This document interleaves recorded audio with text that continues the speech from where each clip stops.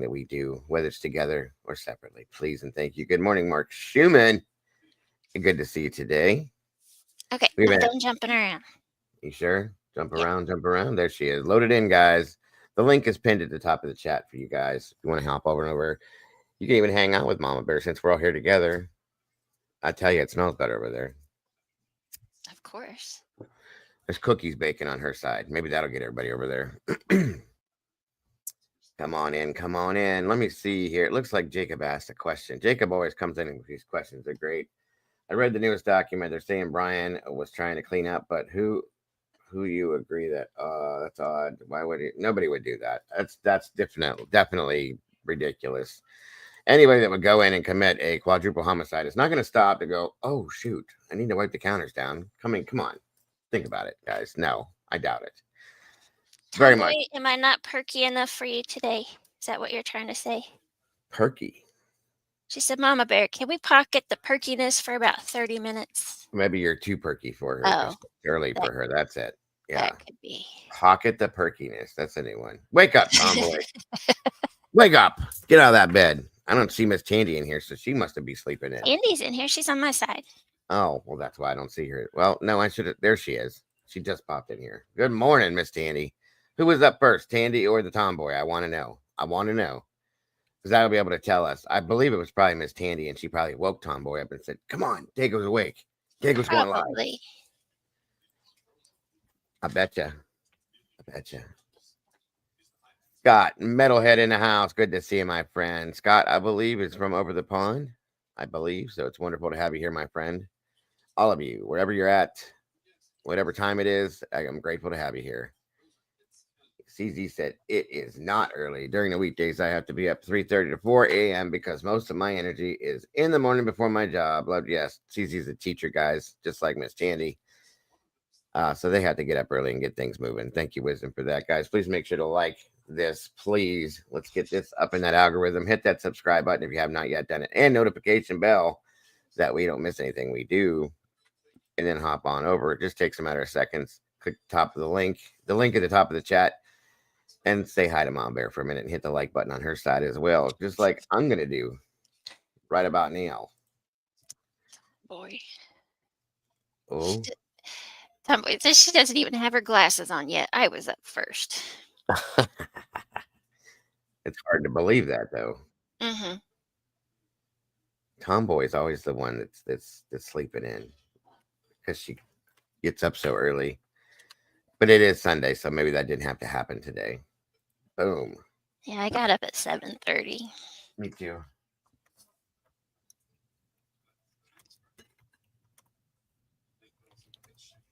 All right, there we go. I hit the like button over there. We got looks like quite a few peeps over here on Mom Bear's side. That's awesome. Thank you guys for that, Love you too, Zelda.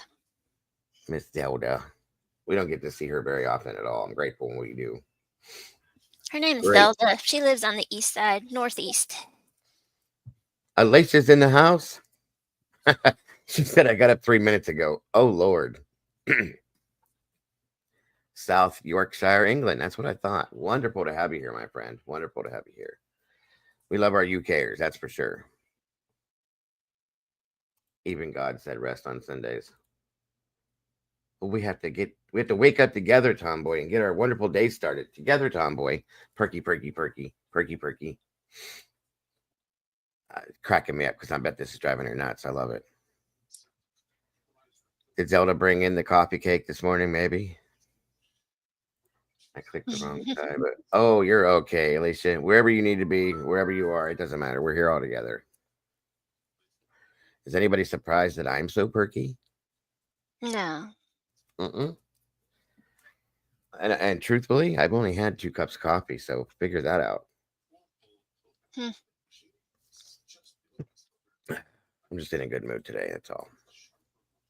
Cryptex, good to see you, my friend. Welcome. Great to have you here today. Hope you're doing good, brother. Tandy's over here going, hush up, Dago. Nope. Come on, Miss Tandy, wake it up, wake it up. I'll start singing. No, I won't. Let me see. We got 33 peeps in the house, 22 likes, 10 more guys, and we will match it up. We're getting there. We're getting there. Oh, check it out. Mama Bear's advertising for StreamYard now. Uh-oh. Said share your referral link. Okay. I always wondered what that was. So that's what it is. Check it out. If you guys want to use StreamYard, want to become a creator, or if you're already a creator and you want to try a different platform, you get a $10 discount. How about that? I wish they'd have sent me that a while ago. I wish. I wish. Come on in, everybody. Get comfortable. Grab a seat. We got some stuff to talk about today. We haven't done a morning show in a couple days. Catch up with some stuff. We have the New England serial killer to look into. Mama Bear has brought us some crazy stuff in the news today. And I mean crazy.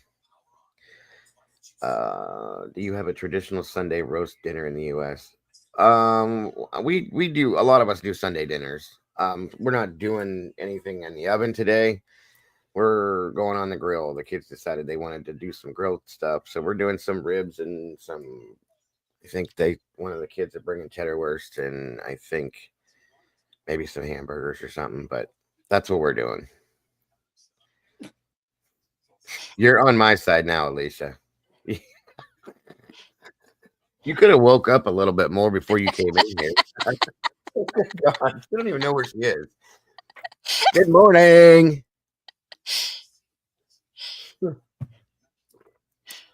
We love it. We love it. It's gonna be good. My wife is amazing, and we're good on the grill. She said I'm going back to bed. Yes, ribs are amazing. Yes, we love you, Alicia, and good morning. Let's see here. Well, we got more of the Blue Crew in here than I thought we were gonna have. I'm surprised. Now you're hungry too. I hope you had a good date night last night. I hope you guys enjoyed yourselves. We had a great show last night, as always. Jesse joined. Willie was here. Eddie, and it turned out to be a good show, good conversation. So let's see. I don't think I missed anybody. Where are we at here? No, I guess I got everybody here. We got 36 peeps in the house, 23 likes. We're getting there. Diego's like a drill sergeant clanking. Let's go. Let's go. Come on, all you maggots. Let's do this. Jeez, sleeping in. What are you gonna? You're missing out on your whole day if you sleep in. What's up with that? You don't want to do that. You don't want to miss my lovely and beautiful face. They'd really hate us if we started sending them messages when we actually got up. I know, right?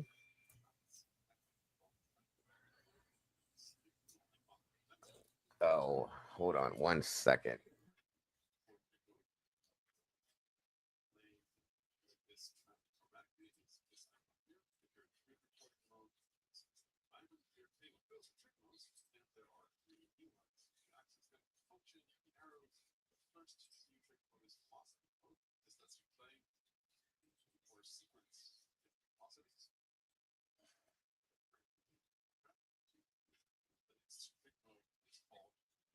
All right. Let's see. Good morning, Miss Denise, Jen R. Great to see you. It was a nice show. Where's this cowbell? Oh, it's right here. There you go, Alicia. You asked for it, you got it. Right, Wisdom?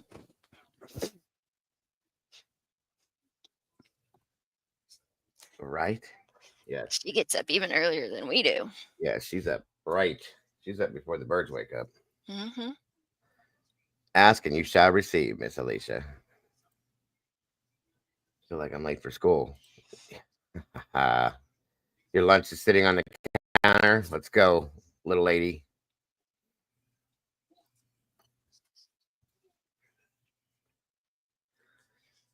I'm on the wrong side. Yeah, I had to fix that because that drives mom nuts because it was pointed out. So I fix it every time now. I know, Chris, but if it flips it, then he has boobs, and I can't. I just can't do it. I can't have the boobies. We'll do it. Good morning, Chris. Great to see you, my friend. It's great to be here with you all. Starting our day off, and we got the bear here with us. Especially when he wears a black shirt, it really Mm-hmm. goes perfectly. And yeah. Yep. I got the bear boobs, and we don't like that. So it's Bill's fault. It is Bill's fault because Bo pointed it out. And nobody ever saw it. I never saw it once before that. Didn't pay any attention. And now, as soon as we go up on panel, I'm always on that side. And it's like, nope, got to flip it. I don't like it. Never would have paid any attention. Yeah. See, Miss Wisdom, that's our channel mother. She's telling Alicia, you're going to miss the bus. Let's go. Come on. Get them pants on. Brush them teeth. I can just see her sitting on the other side of this too, like this. Mm-hmm. Stop it. I bet you didn't know I had a cowbell, did you? I have a big one too. That was a little one. I have one that's this big. That thing's loud. This is my little one.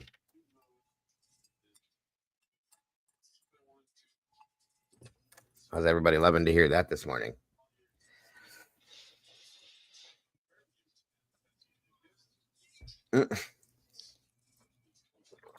No, she probably isn't. With all the props that I have over here.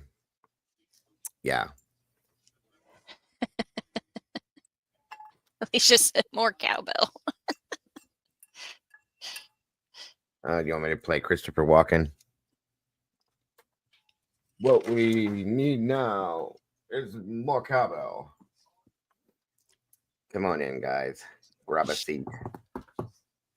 37 peeps in the house. How is everybody today? I hope we're all doing well. Chick Bake, good morning and welcome. The cowbell too with kids' names on. There you go. We've had many of them for football games. Kids played football, the band, and also because we're country folk. So it's one of them things, I guess. I don't know. I feel like an old kid pouting. No, I don't want to get it. Come on, Miss Tandy. You got to. I'm surprised she wasn't up first. More rain in Missouri. I'm sorry to hear that, Denise. It's actually, well, it looks gorgeous outside, which is probably why I'm in the mood I'm in. It's chilly still, but it's bright and sunny. It's crazy. How about you over there in the Indiana realm? We got sun, but it's only, I guess it's warmer than what I thought it was. It's 56 right now. That's what we have, but it's supposed to chilly. get up to 66. Oh.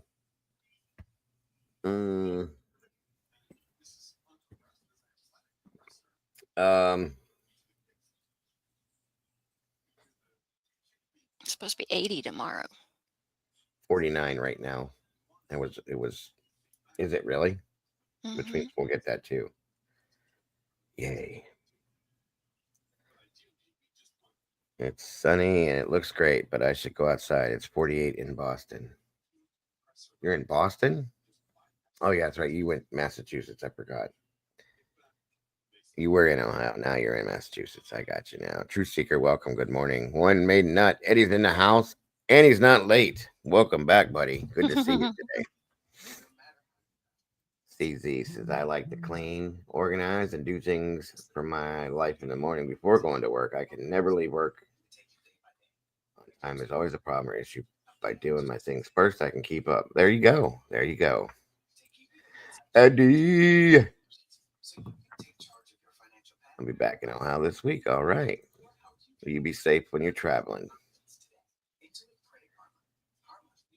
Eddie, what have you done for me lately? I was out in the sun too long, so I was drained. Oh, wow, your sun is different. Your sun there down there is like a laser beam down there in hell where you guys live in Texas. So yeah, that's a little different there. You can walk out in the sun in Texas and melt within 30 minutes. So here it's different. Our sun's not that hot. Great to see you, buddy. Good to have you here. I need to slap the coffee maker. It hasn't been. Leave Candy alone. Yes, leave her alone. Be nice to her. Don't be She's having a hard slapping her. time. Yeah, she's having a hard time. We don't have no violence in here. Might go hiking. It's not. Enjoy it. It's good weather for it. Don't you be slapping my. See, we all knew what she was saying when she said that. Too. Right. That's crazy. Every one of us caught it. Every one of us caught it. Now, Chick Bake's talking about slapping her dishwasher. Well, hell, we don't be slapping nobody today, guys. Be nice. Tandy doesn't make coffee. Just well. Don't Then slap your none. kid. Yeah, don't be slapping none of the kids. Then leave Shelby alone. I don't touch the thing. Oh, I'm in love with my coffee maker, so you know. Moonlight baby, welcome. Good to see you. I'm loading the dishwasher now. I did that before I came in and started this up this morning. Gotta love the dishwashers. I'm gonna do my stuff later. You were talking about you're gonna slap yourself, Tomboy. Jeez. Self harm. That's not good, Tomboy. Yeah. Come on now. And my husband uses a Keurig for his coffee, and I Mhm. love hot chocolate and different things. So I had to get his mom actually offered her Keurig. So I told him, I was like, that is yours. This one is mine. Keep your nasty coffee stuff out of my Keurig. Because if my hot chocolate tastes like coffee, I'm going to be mad. That would be great. Hot chocolate coffee. Ew. Brandy got her daughter, our daughter, got her a Nespresso machine. Yeah. Which is it's like a Keurig, but it takes the little. They're different looking things, and you put them in there, and it makes Nespresso. It's got a milk frother thing on the side and all this stuff. So she just started using that. She likes her stuff cold, so I'm not a cold. I'll drink every now and again. I could like those things at McDonald's. Remember, I was addicted to those frappe things. Yeah. That's my husband. I can't do it anymore. That's probably what gave me diabetes. To be honest with you, because I was drinking 2 of them a day. Sometimes they were so good. Yeah. He doesn't drink that many, but usually only 3 people, but with 2 teenagers here all week. Yeah. I have 3 teenagers, so I get it. I have 1, and he's like 5. So frappe, they're so good. I just can't do it anymore. I had a friend in Ohio DoorDash me McD's last night to Massachusetts. I didn't know you could do that. Well, that's cool. Can you do that? Probably just put in their address. Yeah, but how would you? Because when we've used DoorDash here, it automatically just, or do you just go in and change it up? Okay, that's Go ahead wild. and change it up. That's cool. I didn't know that. That's neat. I'm about to start throwing my address in here. You can DoorDash me. I'm just kidding. Just kidding. I wouldn't do that. No. You don't put your address out there online like that. 41 peeps, 29 likes. Come on, guys, make a match, please, if you can. Now, I've ordered pizza and sent it to people's houses before, friends of ours or something like that to help out back in the past, but never with DoorDash. I didn't know, but it's very cool. Yeah, there you go. Yes, tell your friend. I'll take some McDonald's. Breakfast. I'm not a big fan of McDonald's food in the evening, but good morning, Elizabeth. Good morning, James. Mr. James Moan. Good to see you, brother. Hello, Elizabeth. The Ninja Slushy is oh, we have that too. Ninja Slushy? Yeah, we have that thing here. It's pretty neat. It's pretty cool. She makes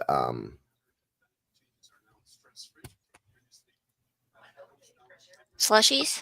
no, yes, but no. Not slushy. She makes other things in them too. But yes, slushies. Thank you. I'm such a dingbat. I don't. It's not brand new. No, it's. She makes what the hell are them things called that everybody drinks? Smoothies. Thank you. Ding, ding, ding. There we go. She makes smoothies in them all the time. But I guess it's maybe not a slushy machine. It's just the Ninja drink processor thing or whatever we have. I'd never had the McFlurry before. I didn't even know McDonald's made those frappe things until we were sitting at the drive-thru one morning or one afternoon, and she was like, "Do you want cold coffee or something?" I'm like, No." It was in summertime. It was hot. She goes, "Well, you can get a frappe," and I'm like, "A who?" She goes, "A frappe," and I said, "What the hell's that?" And she goes, "Just try it." And I was like, "Well, what flavors?" And there was just caramel and mocha. And I said, "I'm not a big fan of mocha for that kind of stuff." The way she explained it. So I got one, and it was the small one. You trying it for the first time. Good morning, Mr. Jesse. Good to see you, brother. Good morning, Um, Jody. Good morning, Jesse. Miss Jody's in the house, our other lovely teacher. Thank you for joining us, Miss Jody. So I got it, and it was just about that big. And I took one drink of it, and I went, "What the hell is this? And where have you been my whole life?" I drank that one before we moved out of the drive-through, guys. It was how much I liked it. Okay. And I went back later that afternoon because I just wanted it so bad. And I got a big one. And from there, it was downhill after that. I had a problem. Yeah, I took like the last week off, Jesse. I got sick of him and said, "Here." What's going on? Sad news Oh out of your no. hometown. What happened? Where is your hometown, Jesse? I didn't even know. But it was ugly. What are we talking about, bud? Oh goodness. Affected? I think you might have missed putting it in there, bud. All you said was sad news out of your hometown. Terror attack and oh Oh no. no, really? That's where you're from. Okay. We'll have to look into that this morning. That's horrible. Vancouver, that's Canada. Mm-hmm. Oh. It did it again? What's this? This is a thing that people are doing now. What are people doing now? What the hell? Exactly. Good God. I'm sorry to hear that, Jesse. I hope nobody was really, I hope too many people weren't hurt. I'm going to look into it real quick. See what we have here. Oh, yeah. There it is. I thought it was. I know there was a sports thing one of the girls put in the chat this morning. Poor kid. Derek Yeah. Harmon's mom, I guess, dies the night he was drafted into the That, NFL.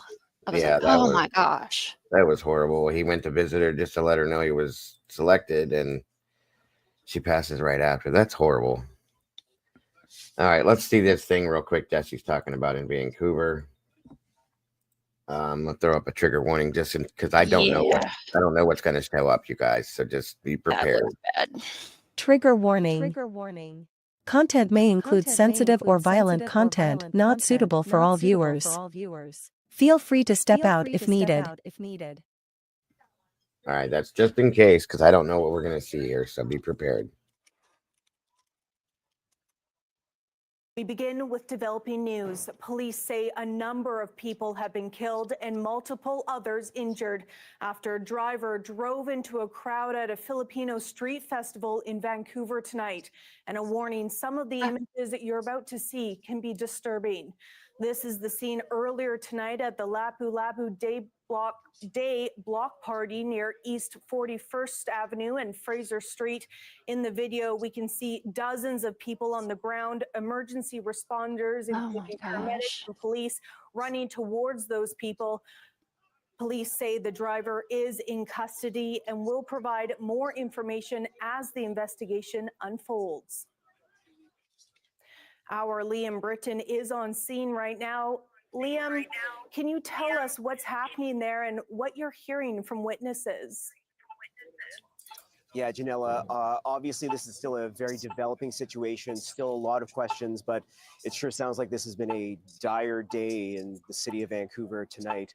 I'm here at Fraser and 41st, where you can see police vehicles are still here. Traffic restrictions are in place. Police are saying that these restrictions could last at least all night until tomorrow. We were able to catch up with one person who said they witnessed what happened. They were a vendor on 43rd Street, which, GP, if you just come with me, is down this street here. They saw a vehicle, likely, it sounds like a dark colored vehicle, hit a number of people on 43rd Street and then speed on to Fraser here, and then they lost sight of it. Apologies. We're still getting a lot of information here as well. You can also see we've seen a few dignitaries here as well. At least 2 city councillors were here, as well as the NDP candidate for MP for Vancouver Kingsway was here too. And we've also received or read a statement on X from Mayor Ken Sim, who says he's shocked and deeply saddened by the horrific incident at Lapu Lapu Day. We will work to provide more information, but police have confirmed a number of fatalities and multiple injuries. Our thoughts are with those affected and with Vancouver's Filipino community during this incredibly difficult time. And Janella, we have been told that police are going to be giving us some sort of official update later tonight, and so we'll be here for that, Janella. I believe so, Bear. I think, isn't British Columbia part of Vancouver? I know BC's up there, but I don't know much about either, Jesse. Yeah. I think so. I think it's part of it. Oh, wow. Nothing, guys, we have to please keep everybody in Vancouver in your thoughts and prayers. Wow, this is just horrible. Yeah, Daryl Brooks. Oh Lord. We just had another one, but what, for 2 months ago that happened. I can't remember where it was, but BC is the province. Vancouver. Okay, thank you, Jesse. There it goes, Mama Bear. Okay, so the province is like the state, and then Vancouver is like this, like the city. Okay. Inside, yeah. Okay, I got you. Okay. Like Indiana, and you're in Brownsburg, right? Okay, gotcha. Yeah, there we go. All right. Let's see what this guy has to say. Oh no, come on. I need to figure out how to get rid of this. Yeah, we're gonna have to get in Discord, and you're gonna have to. I don't understand. I went share looking. Your screen and. Yes. Germany. Maybe it was Germany. Yes, it was Germany. That's right. That's right, Jesse. Thank you. That's the one we were watching. Maybe it was a month or so ago, I think. All right, let's see what he's saying. And it was around 8:15. Lone male in custody. There's no further danger to the public, and that's all I have for you tonight. Do you have a number of the victims? There was a number of deceased and number also injured. It would be unfair for me to speculate on exact numbers, as the victims were taken to multiple hospitals in the region. So not just one hospital, multiple hospitals. And it would be unfair to the facts of the case and unfair to the families for me to release any number at this point. Can you give us a sense, though, sir, with understanding that these situations... Right, it did happen in New Orleans too. That was the other one. This is happening way too often. It was Mardi Gras. Yep. They arrested the driver, a young guy, looked like a normal Asian guy. See, I don't understand. Like, these people, unbelievable. Situations can change. Is there a sense of how many families may be affected by this? So we've heard the number 7. Is that something that you can address? I can tell you it is multiple injured and multiple fatalities. And once, I don't want to, there's still family members that have to be contacted. And I just, yes, Mark, it's a large crowd. I just don't want to be unfair to the victims' families by putting out, numbers that we're not even sure on yet. It's still unfolding. The situation is still unfolding. What can you say about the motive? What are you treating this as? It was a lone male in his 30s, drove through at about 8:14, as I indicated. Everything's on the table. We haven't. I'd be speculating if I stated a factor in it. So our investigators all the teams are called out and they're working through it. And we'll have more details in the morning. Was the suspect known to police? The suspect was known to police in certain circumstances. Did the suspect have interaction with police in the last few days? I can't answer that. I don't know. The street barricaded. How did the suspect get into the street? So this was a large community event. All events that we hold in Vancouver, about 3,000 a year, are robustly assessed. It's an entire city of Vancouver process. Fire, police, traffic control, every stakeholder is engaged in it. So we're still working through exactly what was cordoned off and how this occurred with the vehicle. You said that the suspect was taken into custody. Did you say by bystanders? Was he stopped by people in the crowd? When it occurred, from my understanding, prior to police arrival, he was taken into custody by people in the crowd. Did they remove him from the vehicle? Were they holding him down? I'd be speculating on exactly how. He was taken into custody at the scene, and we arrived shortly thereafter and took custody of him. Was this a Vancouver resident? I don't have those details for you. I understand there were no dump trucks that were blocking access, and just standard at events, has been standard since 2015. This is an event that's occurred. This is the second year, from my understanding. The crowd size was fluid throughout the day. It went all the way maybe up to a few thousand, 100,000. I've heard those numbers. It was fluid, and it was the second year. And again, it goes through a robust assessment. And now they probably won't do it next year because of what happened this year with it. I hope that doesn't happen because the community, probably enjoys that. Right. So now, if they do it again, it'll be like overly super police presence and that kind of thing. But this is so sad. Security assessment, and this event was assessed along with other stakeholders that we have a system for. But why no dump trucks, especially after what happened in New Orleans and New Year's Day? Right. Like, again, those are facts that we're going to work through tomorrow and look at what community leaders we liaise with when we decided on the actual deployment. Was there any indication this had anything to do with the federal election? I don't know anything about that. Do event holders pay the price of having dump trucks? Different events have different formulas, and like I said, I don't know which community members led this and which community members liaised with the city staff and ourselves, the police, and other stakeholders. Can you explain what the interactions were with the police? Can you confirm this mental health? We have some knowledge of interactions. It would be unfair and inappropriate to the investigation and to a proper conclusion for the investigation if I taint it with any details right now. But we'll have more for you in the morning for sure. Thousands of people are about to go out for the Sun Run tomorrow. Is there any different precautions being taken by police in advance of that? Tomorrow's Sun Run, as far as I know of this morning or this evening, there's no change for tomorrow. We'll have a full, robust deployment, and it will occur as planned with security. Was it the suspect's vehicle? Did he own the vehicle? At this point, it was one vehicle, one suspect. Did he own it? Was it his vehicle though? I don't have those details. Does he have a criminal record? It'd be inappropriate for me to get into those kind of details at this point. Was the suspect on bail before the incident happened?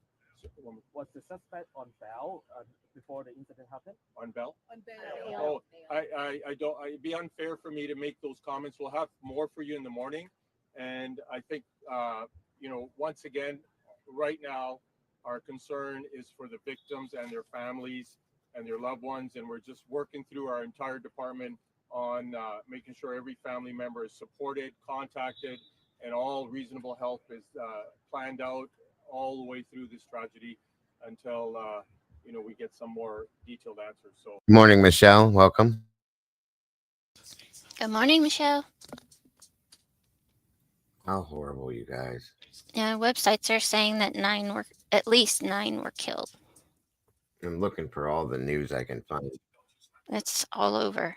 Yeah, it's BBC, Reuters, New York Times, CBC, NBC, CNN, ABC. I mean, they all the letter, the whole alphabet's involved, right? Seriously. Let's see what this has. This is Global News. Good evening and thanks for joining us. We have breaking news to report tonight. A mass casualty event at a Vancouver festival Witnesses describe an SUV plowing through a crowd at the Lapu-Lapu Day block party, a celebration for the Filipino. I'm guessing, well, this was a celebration for the Filipino thing. And Jesse said the guy looks to be Asian. So I don't know. I wonder if it has something to do with the Filipino heritage or something, maybe what he did. I don't know. I don't know. The article from BBC says they are confident that this incident was not an act of terrorism. Okay. Got you. And I'm surprised to see this happening in Canada because I don't, unless we just don't get a lot of it. I don't see that happen a lot. Surprised at the lack of coverage on the death of Virginia. I didn't even hear about that either. Huh. Community. It happened just a couple of hours ago, around 8 o'clock. Let's go straight to our Grace Key, who is live at the scene for us tonight. Grace, a developing situation, obviously, still getting information into the newsroom and to our crews at the scene. What can you tell us at this point? Yeah, it's still a very active scene. I'm actually standing in the middle of Fraser Street right now, near 41st. Into the newsroom and to our crews at the scene. What can you tell us at this point? Yeah, it's still a very active. Okay, sorry, I backed it up because I was covering one of the remarks. The comments was covering something. I thought it gave a number, but it says multiple. Mama Bear said something about 9. Is that right, Mama Bear? 9 people killed, possibly. Okay. Oh, sorry. I thought I didn't. It's okay. At least 9 at this point. That's horrible. I saw the driver apologizing when what the hell? See, that's wild. That's weird. See, maybe it was an accident. Maybe could have he had been, a or- medical episode or something, or That would be hopeful. That would be hopeful. right? Because I mean, He was rather normal looking, all things considered. He wasn't wearing anything, proclaiming anything like, any kind of tactical gear or nothing like that. How could the BBC know if it was terrorism? Well, they're saying there's nothing to lead them to believe that at this point. So, I mean, if it was terrorism, he wouldn't be apologizing. I wouldn't think. probably not, unless he was forced to do this by some other form of a group or something. Who knows? That's interesting for sure. Agreed, Kent. Very much agreed. It is the worst media platform possibly out there, in my opinion, because of the way it works. Mechanical problems with the vehicle, or maybe there was alcohol. Yeah. I don't know. I mean, it's weird to hear him apologizing. That's crazy. Very weird. Scene. I'm actually standing in the middle of Fraser Street right now, near 41st, where they have blocked off this entire area. Now, just to the left of me, if people are familiar with the area, is John Oliver Secondary School. Just beyond these officers, you can see the emergency lights just a little past this block here. That's just on the other side of John Oliver Secondary School. That's about East 43rd Avenue, and that's where this horrific event happened. Now, witnesses we spoke with, extremely shaken up, as you can imagine, describing the bloody scene with bodies lying on the ground. We're told it happened shortly after a performance ended by one member of the Black Eyed Peas, so it would have been around 8:30. That's when a black Audi SUV. Trigger warning.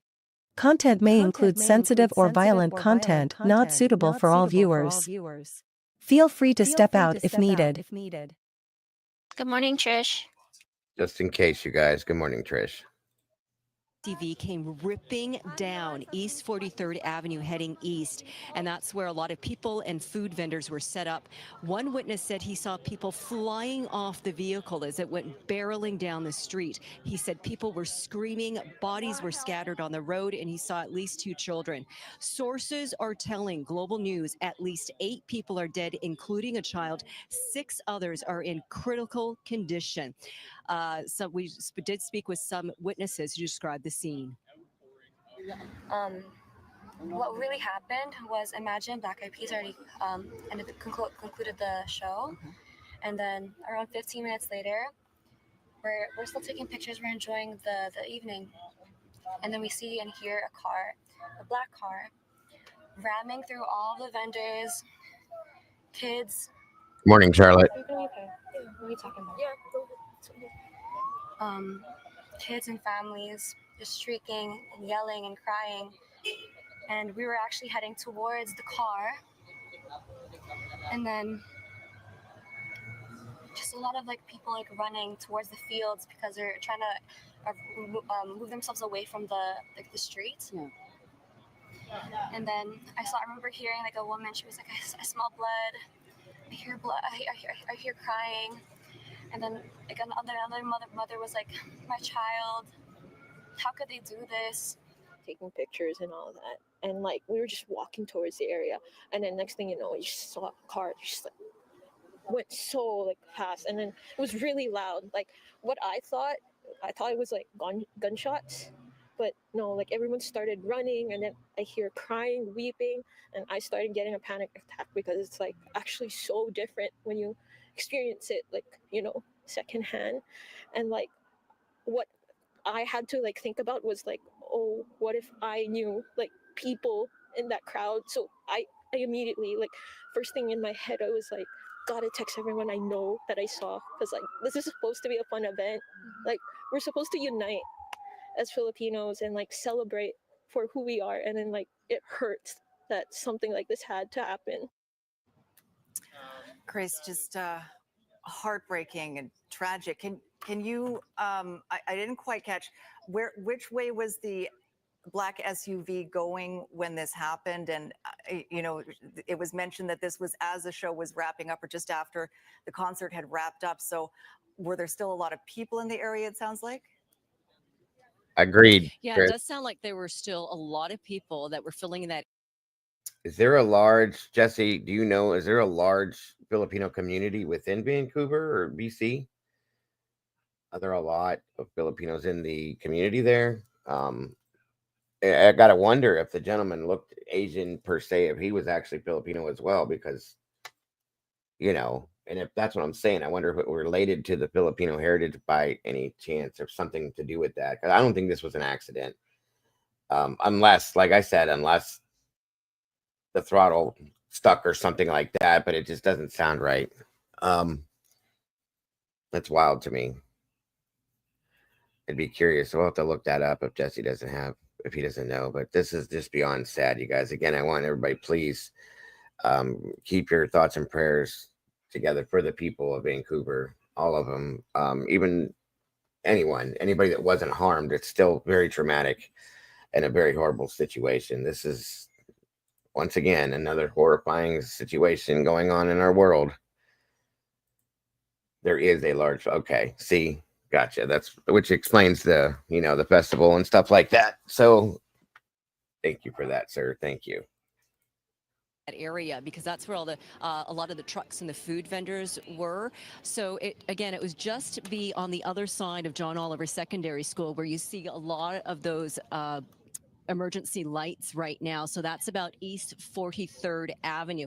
So the vehicle would have been just on the other side of John Oliver Secondary School, kind of in the area where the tennis courts are. And it's a fairly long block where this person would have been driving down. And again, this person would have been heading east on East 43rd Avenue there.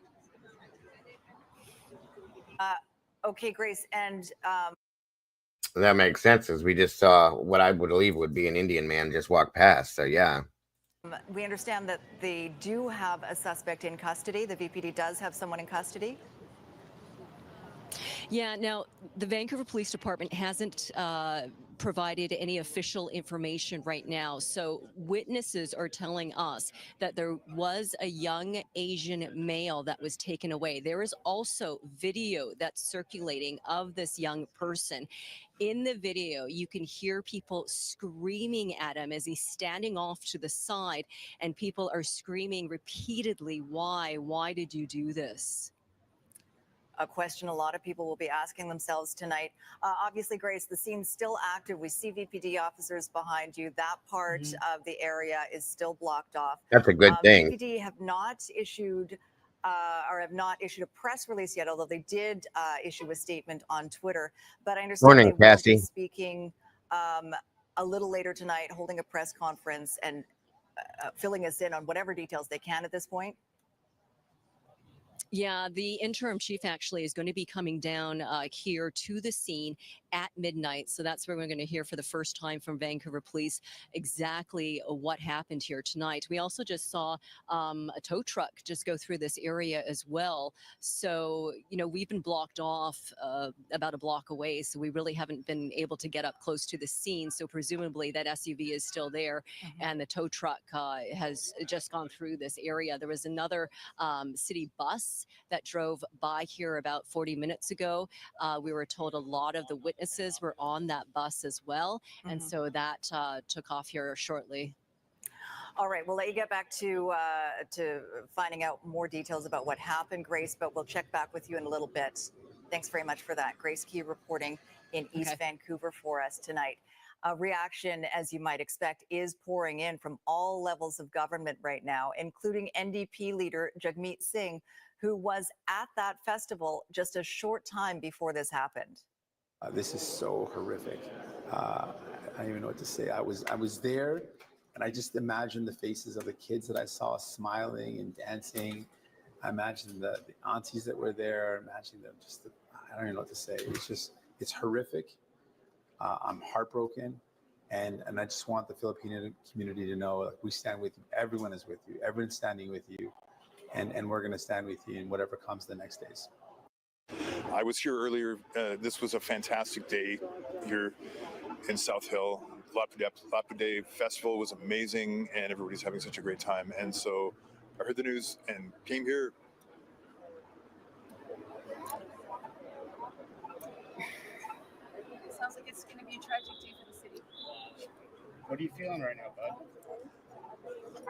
bud? I'm pretty choked up.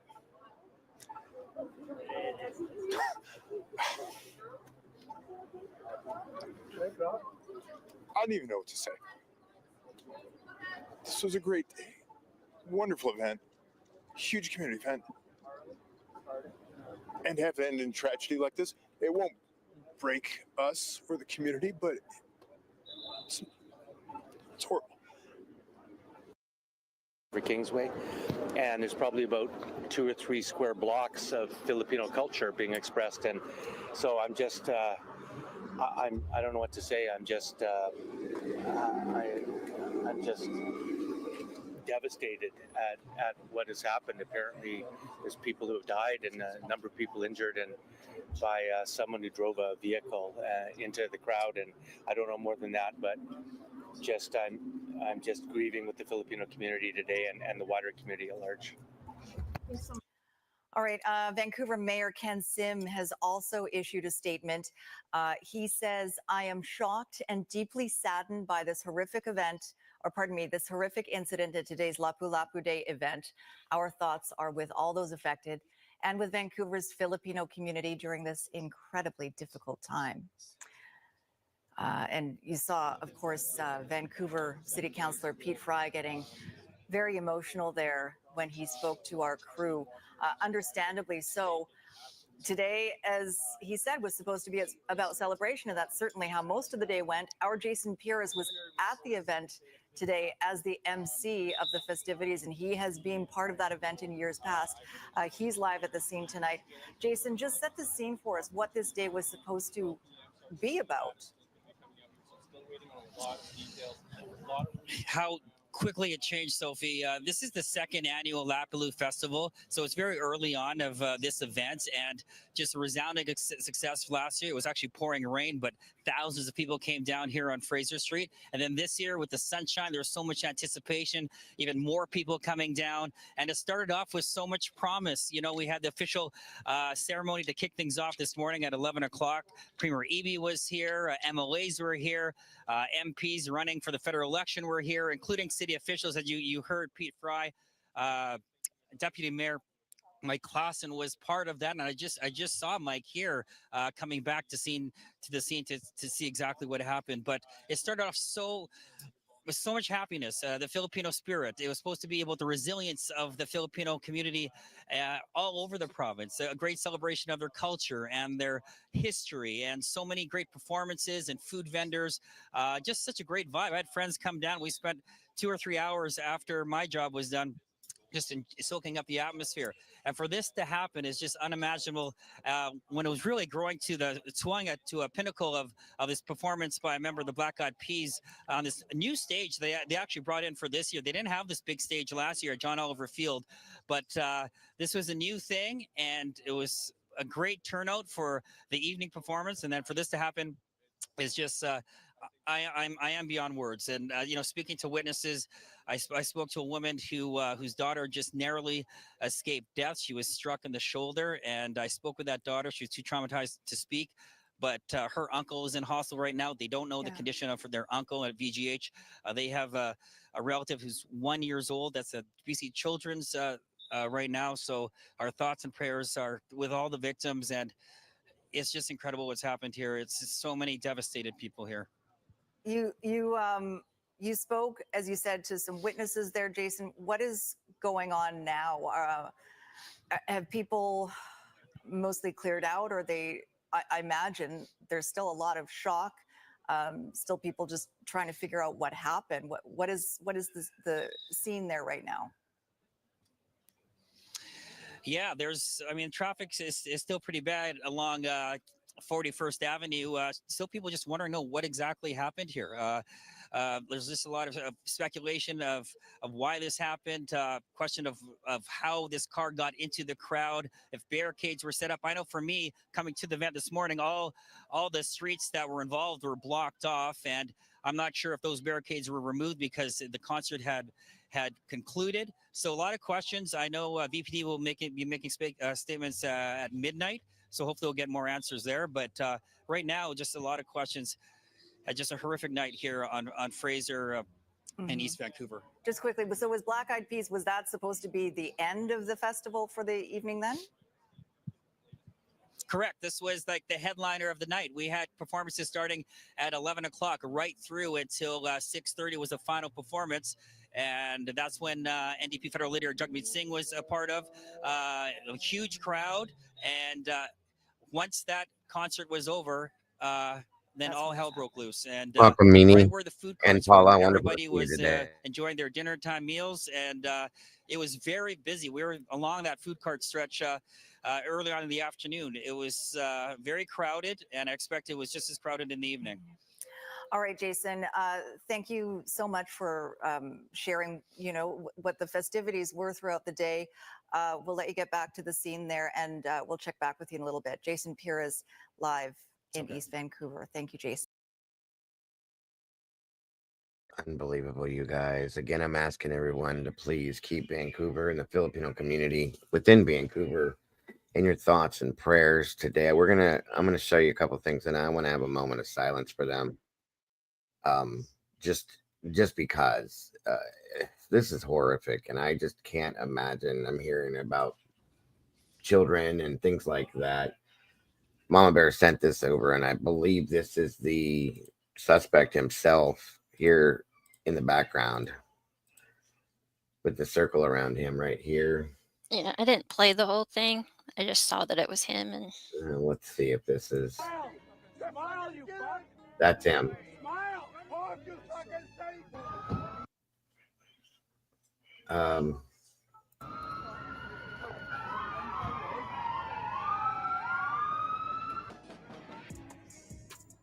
We are now Fraser 41st.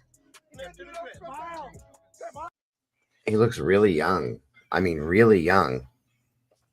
yeah, that says 20, but I thought I was read he was 30. And he doesn't. They said 30 initially, yeah, but he looks confused.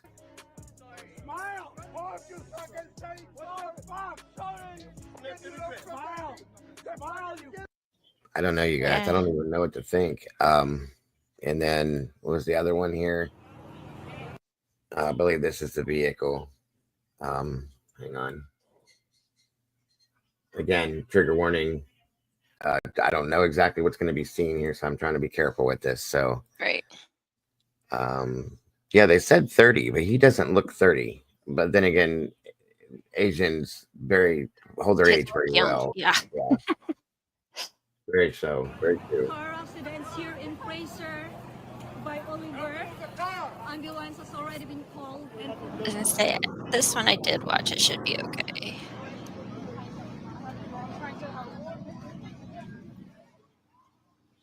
Oh wow, my God. At approximately 8:14 p.m., a lone subject male with one vehicle Thank you, guys. drove through a crowded community event. Welcome, Sarah.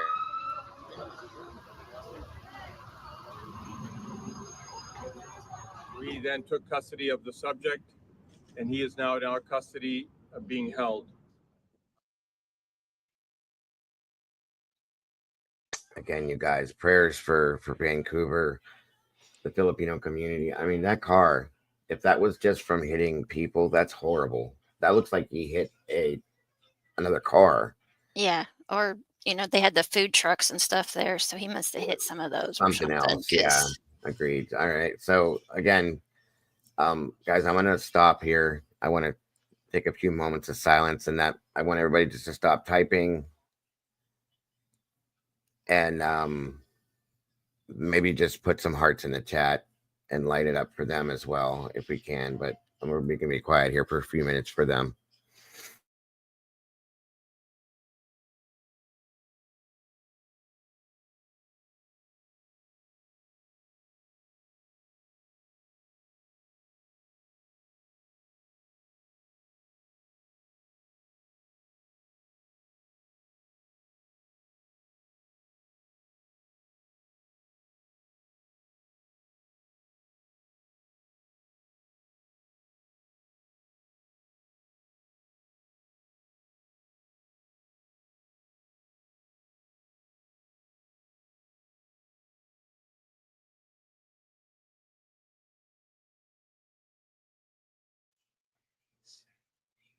All right, everybody. Thank you.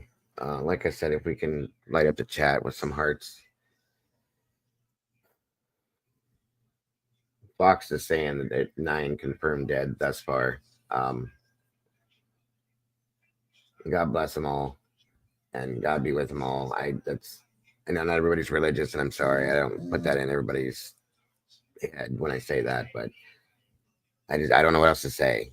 It's a horrific thing, and it's not just here in the United States. It was stated over here. It's everywhere. There's so much negativity and so much anger and angst, and I don't know if this was that. It could have been a horrible accident. We don't know, but I'm sure we will. They're saying that it's definitely not a terror attack, which is a good thing. Maybe they know something. That would make me wonder if it was a horrible accident. I don't know. I'm not going to jump to conclusions on it, and we'll find out within a day or so. But thank you guys for doing that and the silence. Like I said, prayers to all of them. Such a horrible thing. Thank God. So much negativity. Too many bad things happening around us, you guys. Too many. Thank you I didn't even know about it, Jesse. So thank you for bringing it to my attention. When you did, I haven't seen anything until just now when we came in here. I didn't watch the news this morning either. Welcome, Walt. Good to see you. It wasn't for you, sir, but thank you for being here.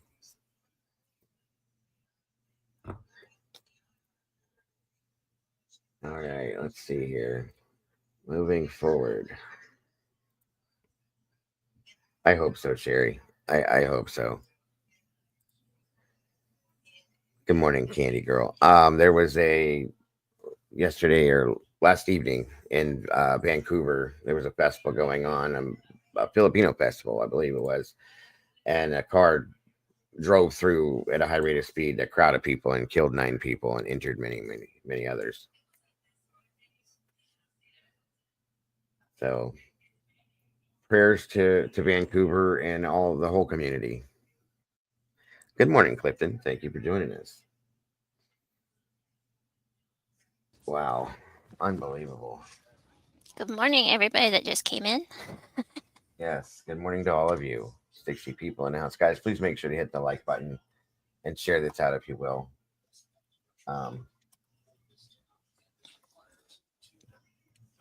Really crappy way to start our day, but people need to know. What I was actually going to start with, good morning, Meg, was the New England situation. The possible serial killer in New England. So we're going to start with that. We're going to move into that next. I know. Things have changed a lot since the pandemic. They really have. Mm-hmm. You know, I don't know if it was because people spent too much time alone or too much time together or what it was or what happened, but things have changed a lot. They really have. It's very sad. So we're going to jump into this. Again, everybody just keep Vancouver and the whole community of Vancouver, the Filipino community, everybody involved. Just keep them all in your thoughts and prayers, guys, if you will. If that, if you're not a praying person, just keep them in your thoughts. Angel D's in the house. Good to see you. What about good night, Angel? Dick, huh?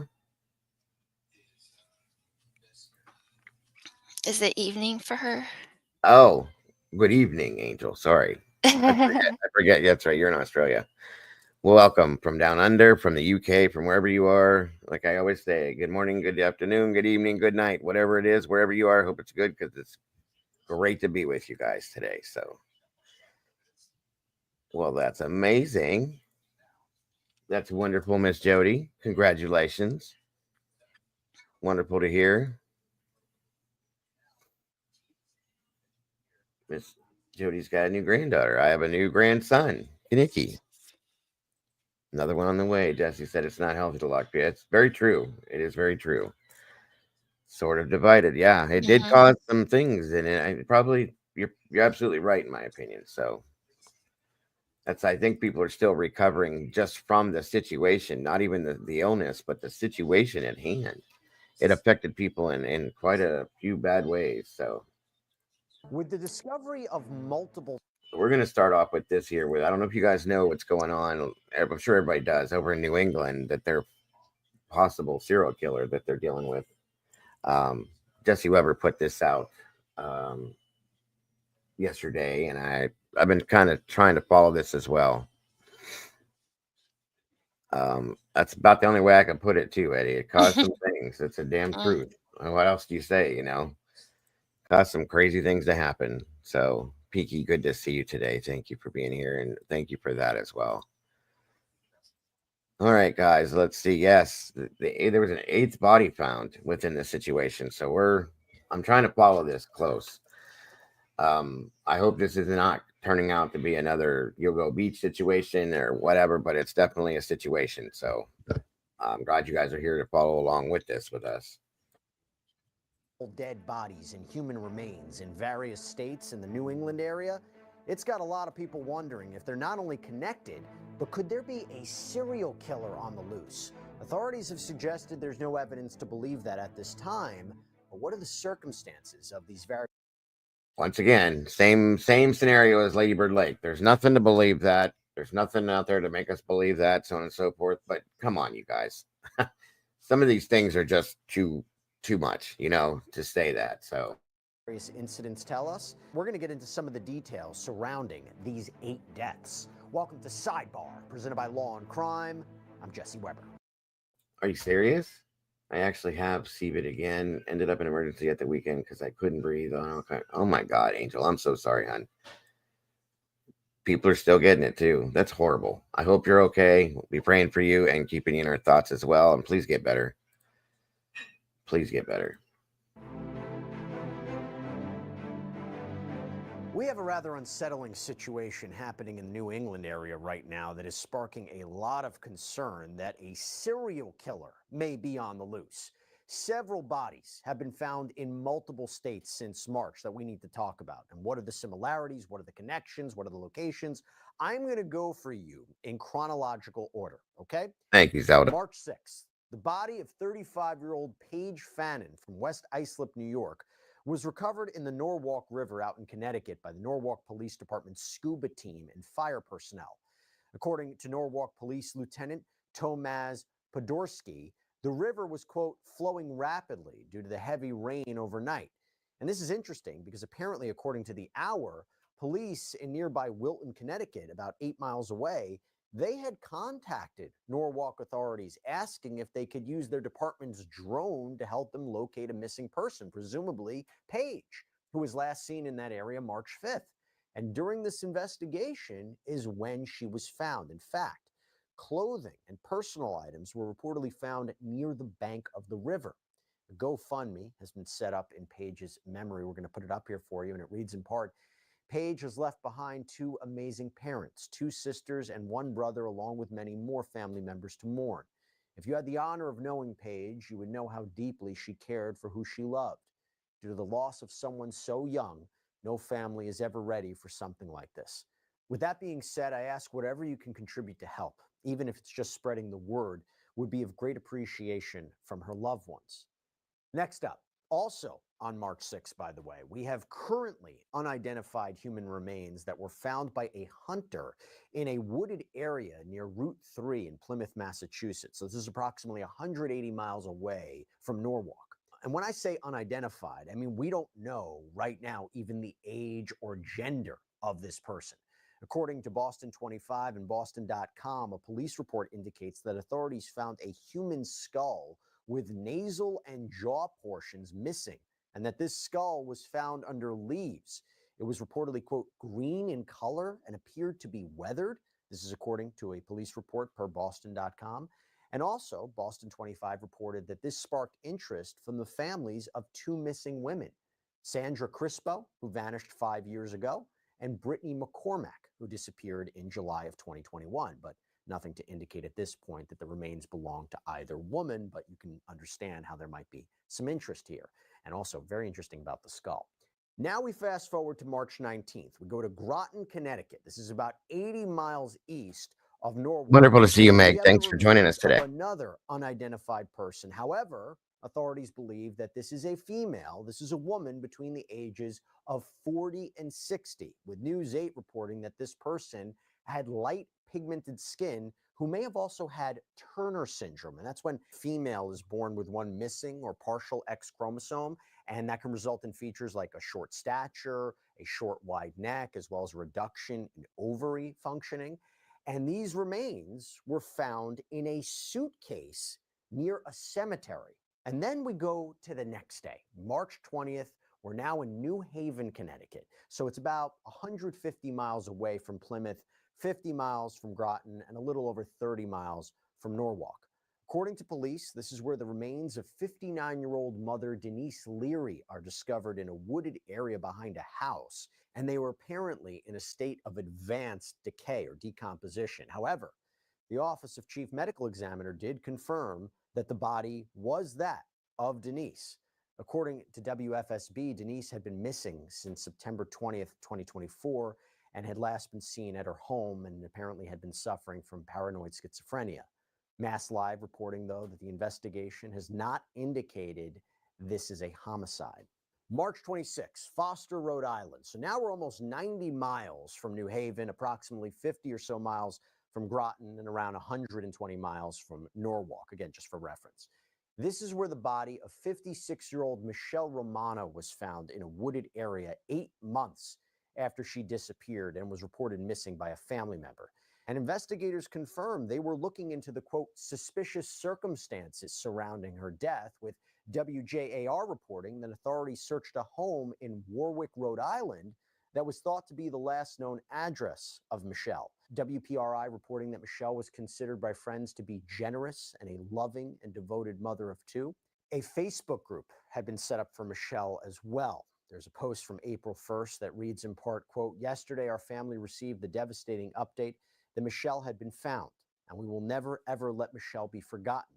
And the post encourages anybody with information to reach out to the Rhode Island State Police. Hey, just want to give a shout out to Morgan & Morgan for sponsoring today's Law and Crime YouTube takeover. Now, Morgan & Morgan is a firm with over 1,000 attorneys on a dead-end road by a body of water. And then Thanks, Walt. the next day, April 10th, Framingham, Massachusetts, about 50 to 60 miles from Killingly, 60 or so miles from Foster, and almost 100 miles from Groton. Firefighters find human remains near the Massachusetts Turnpike while fighting a brush fire. The district attorney's office indicating, quote, the preliminary Absolutely, information Angel. indicates Pray that that the you get better, remains may dear. have been there Take for care of several yourself. months. And, quote, information gathered at the scene does not indicate foul play. According to Metro West Daily News, the remains were sent over to a forensic anthropologist at the office of the chief medical examiner. And by the way, I should tell you, after I conducted 2 interviews about this, and I'm going to play them for you in a minute, an 8th body was discovered. Real quick on that, according to the New York Post, this unidentified woman was found this week off of a bike path in Springfield, Massachusetts. No cause of death. New York Post saying the person was unresponsive, and authorities indicating they are working to confirm some more details about this. But here's the thing. Authorities generally have indicated that these investigations are ongoing, and they haven't released details about the causes of deaths and asserted there doesn't seem to be a link to all of these deaths. For example, the Connecticut State Police released a statement to People magazine, after the remains were found in Killingly that, quote, this investigation is in the early stages, remains active and ongoing, and there's no information at this time suggesting any connection to similar remains discoveries actively under investigation by CSP or other Connecticut law enforcement agencies. And the statement also said there is no known threat to the public at this time. Groton, Connecticut police issued a statement that said, in part, regarding references circulating on social media about incidents in the state of Rhode Island, we currently have no information connecting those events to any of the incidents in Groton. And Groton Police Chief Louis Fazaro told WTNH on April 11th, I would tell people, don't rush to judgment. In relation to this 8th body, Springfield Police Department spokesperson Ryan Welsh also indicated there's no evidence at this time to suggest that the body is connected to any of the other deaths or other human remains that were found. But what have we seen? A lot of online chatter about a possible serial killer in New England. In fact, there are Facebook groups that have been set up to address this. One is called New England SK that has almost 16,000 members, and another has almost 65,000 members. And while, of course, public vigilance and discourse and information is very important, particularly when there's few details and these are active investigations, obviously there's also a concern about whether this could lead to false leads or false reports or anything that could hinder or affect or impede an investigation. So what do we make of all this, right? Well, I'll tell you what, I conducted 2 interviews on this case. Again, this is before the discovery of this 8th body. Just keep that in mind. I'm going to play both of them for you right now. First up, we have Luke Hydash, New London, Connecticut Bureau Chief from WFSB TV3. And he provided some information about what we know, what we don't know. But what he really did, something in particular, he provided one really interesting update regarding a suspicious person. Luke, thanks so much for coming on. I know you've been following this case or series of cases. We'll talk about if there's any connections. But the first thing you told me about is the geography and how we might think one law enforcement agency is connected to another, but it's really not. Can you correct the record when it comes to Groton? It's confusing. So even people here get confused. There's Groton City and there's Groton Town. 2 different police departments, 2 different governments altogether. So Groton City is the one that had that big investigation of that condo last week. Groton City is the one that had the remains found at the cemetery last month. Groton Town is the one that we talked to who said, hey, we're not getting any indication that all these calls that we've been getting and everything is all connected. So it's 2 different separate investigating agencies. From your reporting, have you seen any connections? Has any member of the various law enforcement agencies, have they said there's any connections? Talk to me about what you're learning. Not yet. I mean, it's easy to jump to conclusions. You see the posts online. A lot of people think there is, but nobody's called me. Nobody has told me anything that makes me think personally that there is any connection. Law enforcement says, listen, we're all investigating all of these. Remains cases take a really long time to investigate, especially if you don't know who the person is. One over in New Haven, we just learned yesterday, they don't think it's a homicide. So it takes a while to go through these things because those ones a while back. So as the pieces all come together, we'll learn more. But right now, I'm not seeing anything. I'm glad you mentioned that because we can't automatically assume these are all homicides, right? There could be other manners of death that are at play here. Have you learned anything about causes of death with respect to any of the bodies? Here in Connecticut, New Haven, yesterday I just checked in with them. They said no indication that it's homicide. They're still working on it. Danielson and Groton, they haven't even identified these people yet. So we haven't even gotten anything back from the chief medical examiner's office, never mind police, about what caused those two remains to show up. Have they given you any indication about when they might have answers regarding? Same here, Candy. Everybody They might is, know not who just the women. Identities are. They might have to work with forensic anthropologists on this, but any idea about when we might have more information about the identities of those remains? Good question. I mean, it takes weeks, especially if they don't know who these people are. So right now in Groton, at least that's what I'm most familiar with, they're asking for the public's help just to find out who this woman is. Never mind, cause or anything like that. So weeks at least. For the families of those who have been affected by this, because we do know the identities of some of these bodies, have you had an opportunity to speak to the families? Do you know how the families are doing? And overall, let me just ask you, the community in general, how are they reacting to all this? Yeah, I mean, here in Connecticut, we haven't spoken to family because most of them are unidentified. I know most of the identified ones have been over in other states, Rhode Island specifically. But really, everybody's asking the same question that you are right out of the gates here is, are these all connected? Do we need to be worried? And again, right now, all indication is no from police. What it plays out to be in the end, we'll see. These things take time. But as of right now, everybody's really just asking those same questions. Is this connected? Do I need to be worried? No one knows. And are people talking about it? Are people concerned?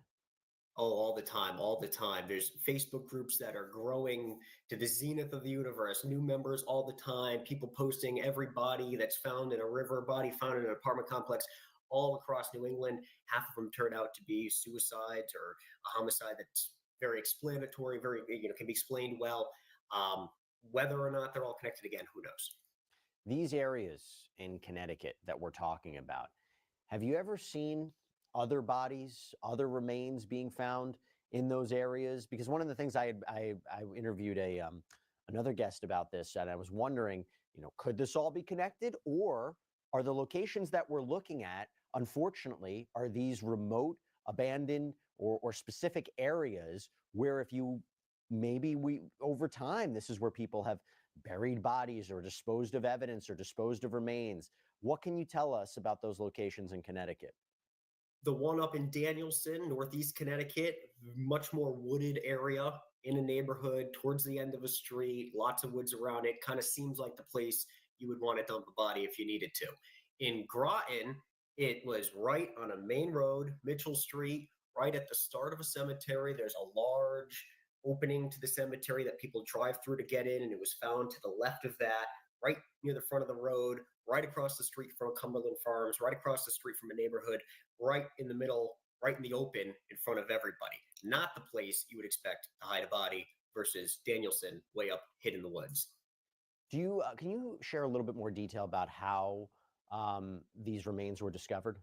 Yeah, the one in Groton, none of the media even knew about, ourselves included. We got a release from Groton City Police the day after that said, hey, yesterday we found these remains at the front of the cemetery right on Mitchell Street there. So everybody was playing catch up, all Connecticut newspapers, all Connecticut media, going afterwards, just shooting video of the area, talking to neighbors, saying, hey, did you see anything? As they said, oh yeah, there was a truck here, a tape here for a few hours yesterday afternoon, and we weren't really sure what they were doing. And then that really sparked the storm of everybody speculating. Now, Luke, while I have you here, I also want to ask you about the incident at Bluff Point State Park. Can you tell us a little bit more about that? So Bluff Point State Park, post goes online like wildfire, spreading in all the Facebook groups about a guy who says he was hiking. He sees kind of a suspicious man behind him. He's got his hood up. It's kind of a rainy, dreary day. And he starts chasing after the guy who makes the post, he says. He makes it back to his car. He says the suspect had a switchblade. He says he's able to get away. He calls Groton Police. Groton Police say, hey, listen, that's a state park. It's technically the jurisdiction of ENCON, which is Environmental Connection, or Connecticut State Police. You got to talk to them. We did get a copy of that call, and in the call that he makes to Groton Police, he never mentions a switchblade on it like he does online. So they're still looking for this suspicious person. The suspicious person was never caught. Whether or not that has anything to do with it, a lot of people speculate as well, but no indication of that quite yet either. But that definitely got a lot of people talking. Just another eerie detail in what is an eerie series of events. We're going to keep a careful eye on it. I know Luke is as well. Luke, if everybody wants to follow your reporting on this or just your reporting in general, where can they find you? Yeah, Luke Hydash TV, Facebook, Twitter, all those fun places, WFSB.com. Have at it. Luke, thank you so much. It was good seeing you. Thanks, you too. Okay, next up, I spoke with Dr. Peter Valentin, who's an associate professor and chair of the Forensic Science Department at the University of New Haven, and also a retired detective, to get his take. Thanks so much for coming on here on Sidebar. I think this is the first time you've come on, so I appreciate it. It is. Thanks for having me, Jesse. What do you make of this? What do you make of the timing of the discovery of these bodies, the location of the bodies? What are your first thoughts? Well, I think first off, finding 6 bodies, finding 6 sets of remains over the course of 2 months. Possibly 7, by the way. Possibly 7 now. Yes. Depending on what article you read, the number varies, right? So if we can say at least 6, that's a lot. And they're not in the same area, right? They're Rhode Island, they're, all along the coast of Connecticut. So what does that tell you? Are police being given tips? How are they being told to search? Because this is not something that's being done routinely. So what's directing them to even begin the search in the first place? Is this all part of the same investigative process, right? Is it one set of tips that's leading multiple jurisdictions to begin in the same search effort?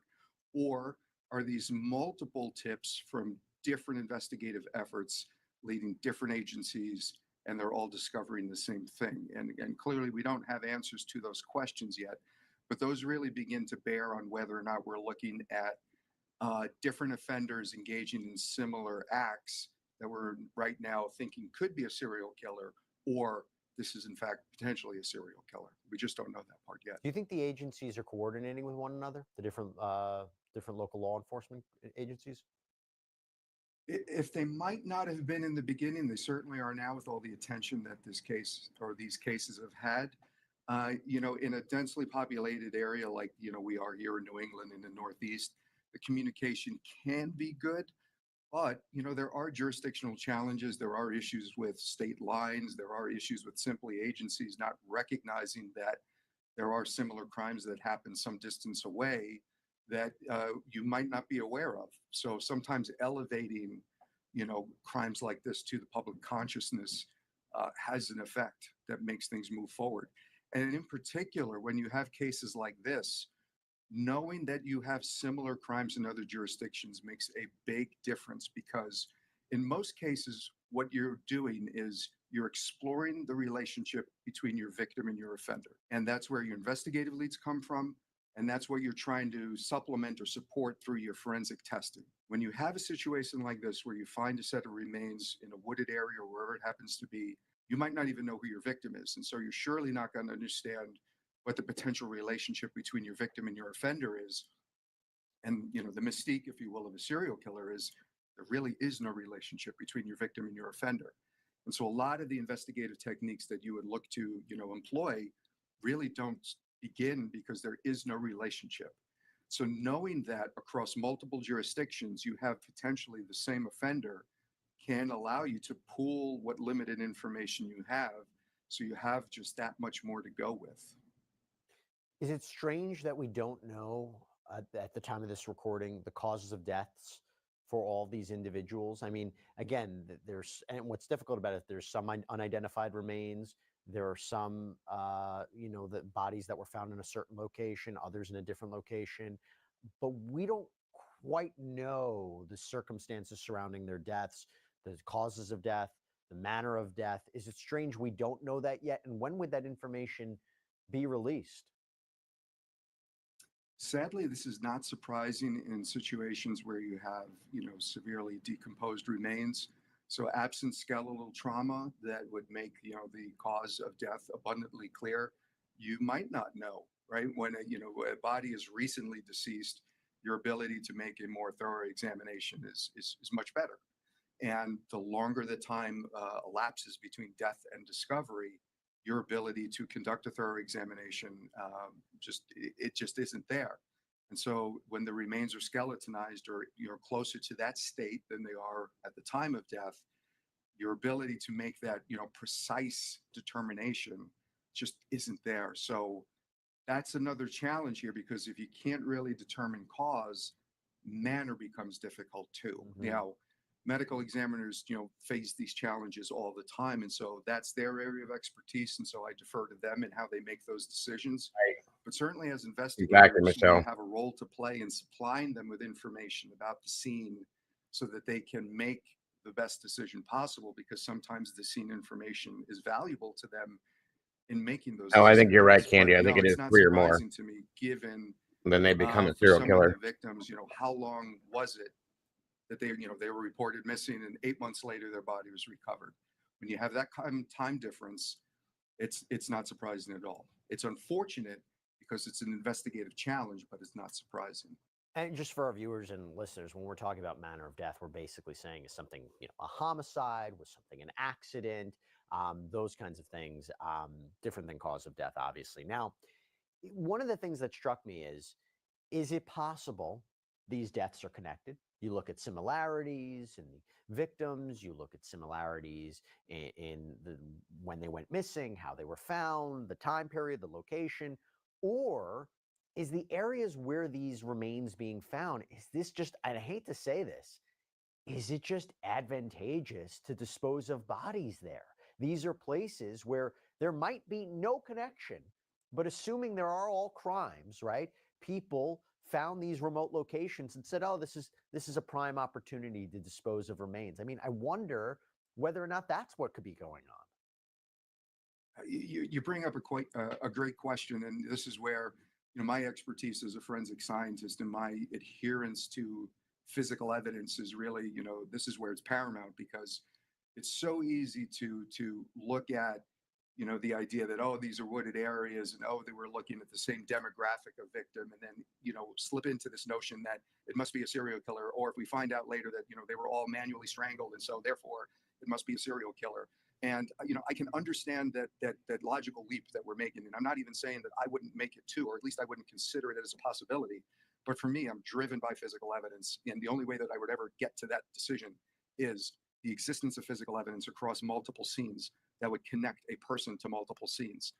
You wouldn't get through it through MO, modus operandi, right? The way that the crime is committed, unless it was so extraordinarily specific that, the conclusion was inescapable. But what I'm talking about is, do you find physical evidence? And generally, we're talking about biometric information, right? Fingerprints, DNA in a biological fluid, even more specifically, that connects the same person to multiple locations. And I'll say it even goes further than that, because depending on how frequently, trafficked these locations are, imagine if it's a hiking trail. Would it be unreasonable to think that you would have people visiting more than one hiking trail in a densely populated area like the Northeast? Good point. Right? And so if what we're doing is we're collecting the garbage around the area where a decedent is discovered, which is exactly what we're doing, would we find potentially the DNA of the same person in multiple locations? And if that DNA is simply being recovered because it's, the DNA from somebody drinking from a bottle, we can't come to the conclusion that that must be that person simply because their DNA is found in multiple sites. We've got to take it one step further. And so in cases like this, we're going to lead with the physical evidence, but we've got to do it with a little bit of caution, that we don't want to over-interpret the physical evidence. We want to make sure we're understanding what its meaning is and what its limitations are. I just want to follow up on that. How does it work in terms of, let's say, for example, at one of these scenes, they find some sort of biological or forensic material that links to an individual, potential suspect. Is that immediately shared with the other agencies? I mean, how do they have that coordination in terms of what was found at one scene versus another? Well, yes, and certainly that information would be shared across agencies, because if you have, let's say, if we're talking about DNA, if you had an unknown male profile that you had, recovered from an item of evidence, well, now you can recognize, hey, I also have an unknown male DNA profile recovered from another scene. Now, those can be compared case to case. So we might not know who the offender is, but we recognize that we have the same profile appearing in multiple cases. So you can make a case-to-case hit. And that's, quite valuable, because now we can recognize we potentially have the same offender. Now, this gets even more valuable when we're dealing with it's coming from a biological fluid and not simply coming from, the discarded materials that we're picking up at the scene. Because biological fluids provide you with context. right? They get there for very specific reasons, as opposed to us randomly picking up items from the vicinity where the remains were recovered. Mm-hmm. And talking about the remains, I wanted to get your opinion on this. The skull that was found in Plymouth, Massachusetts, that's missing a portion of it. Boston.com reported that it was collected by the Massachusetts State Police. It was sent for forensic analysis. I'm curious about what the tests that are being conducted upon it. What do they do with it? You know, they talk about it being green. They talk about it being weathered. Do they match it to missing persons that are out there? And it kind of goes to a larger question about the unidentified remains. What really should we expect to come out of this? So, so this is where you want to engage the services of a forensic anthropologist. And so states should have a relationship with somebody with that specific area of expertise. But what I can say is that, so if you have, moss or something like that growing on the skull, that's certainly indicative of some kind of growth cycle. So is that a seasonal, is that a growth cycle? So how long has the skull been there? So the bleaching of the skull suggests that it's been there for a period of time for that to have occurred. There are, let's say brackets of time that you can then associate with how long the skull has been there. So when you have a missing persons case for a long enough period of time, there's a database that you can enter this information into so that it can get shared nationally, and there's resources that become available to you. And so one of the most important things that you can do is you can begin to upload antemortem records. And so dental records, it might not be immediately available, but certainly if you're uploading or you're aware of who's missing, now we know that we can get potentially antemortem, radiographs like x-rays. Like you're going to bring everything to bear that you can to try to make an identification. So most of us have had dental x-rays done. Those are generally pretty good sources of information to make comparisons. You're going to do everything you possibly can. There's generally DNA found within the home that you can bring to make comparisons. Demographic information can be gleaned from an anthropological examination of the remains. You're going to do everything you possibly can to try to, at least narrow down who could this be, because an incomplete skeleton is incomplete, and therefore you're not going to be able to go very far with just that information. And now the other part that you have to think about is that depending on how long those remains have been there, there's also what's called scavenger activity, right? So that animals are going to potentially take and redistribute the remains, and so you might have an incomplete set of remains. Doctor, look, you heard law enforcement. They say don't jump to conclusions. There's nothing at this point to connect these different incidents, but you're seeing people online who are concerned. There are people who are already speculating about whether or not there could be a serial killer, and I can understand why they're saying that. But based on everything that you have seen, and I know you don't have a full, complete picture, I know you haven't individually investigated these incidents, do you think there is cause for concern, though? Do you think there could be something here? Or is what you're seeing right now potentially just, unfortunately, isolated incidents that are being grouped together? I mean, again, I know it's a tough question, but I just want before we conclude, if we're talking about the potential of a serial killer, what is your analysis at this point? And obviously, it could be subject to change. I'll say that I'll give you a little bit of my thought process here. So some of the cases that are being grouped together here are so radically different from the other cases that I don't think you really should include them. You had one that, was basically a missing person from Long Island that was found in the water off Long Island Sound. And so that was included, at least in the initial count. And that's so dramatically different from how the other remains were found that I don't think you really should include that, because it's a very different kind of missing persons case. So I can't say no, you couldn't have that kind of case, meaning a serial killer or, somebody committing multiple offenses. But I think what we see here are people trying to include offenses that might not have all the indicia of them being similar.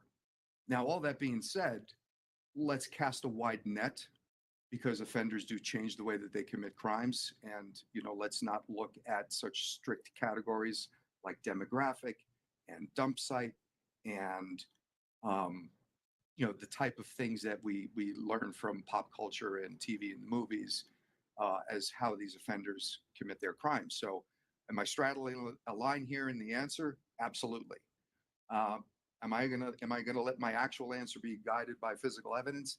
Absolutely. If they're not related, then no physical evidence will exist to connect them. Yeah, I think that's a very fair and appropriate and reasonable response to what we're seeing. And look, it's an important discussion. No matter what the situation is, these are people's lives, and their families and friends and the public deserve answers as to what happened. And hopefully we get those answers sooner rather than later. Dr. Peter Valentin, really appreciate you coming on here and the work that you do as well. Thank you so much. Thanks for the opportunity, Jesse. Appreciate it. All right, there you go. Hard to know what to make of all this. We're definitely going to keep a careful eye on it all. And let me just say, our hearts and our prayers and our thoughts are with all the families affected by this, whether or not these incidents are connected or not, but just really, really unfortunate situations all around.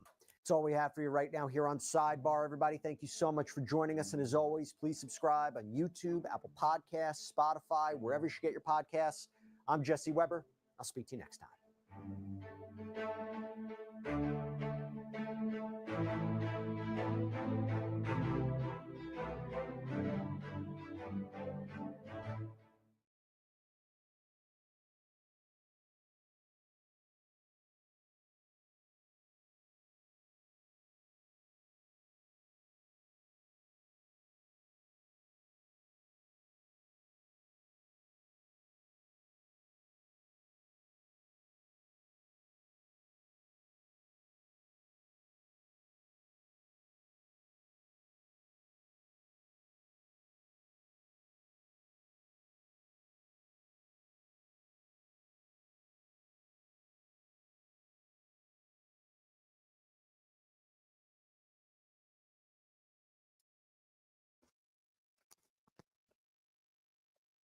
Hello, Social Glow. Hello, Christy Nevada. Good to see you, hun.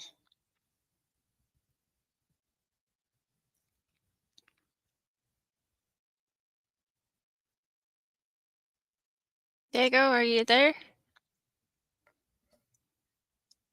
Yes. Jesus, I froze. Sorry.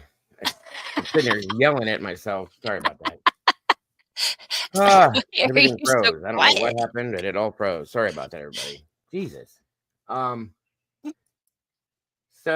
hold on.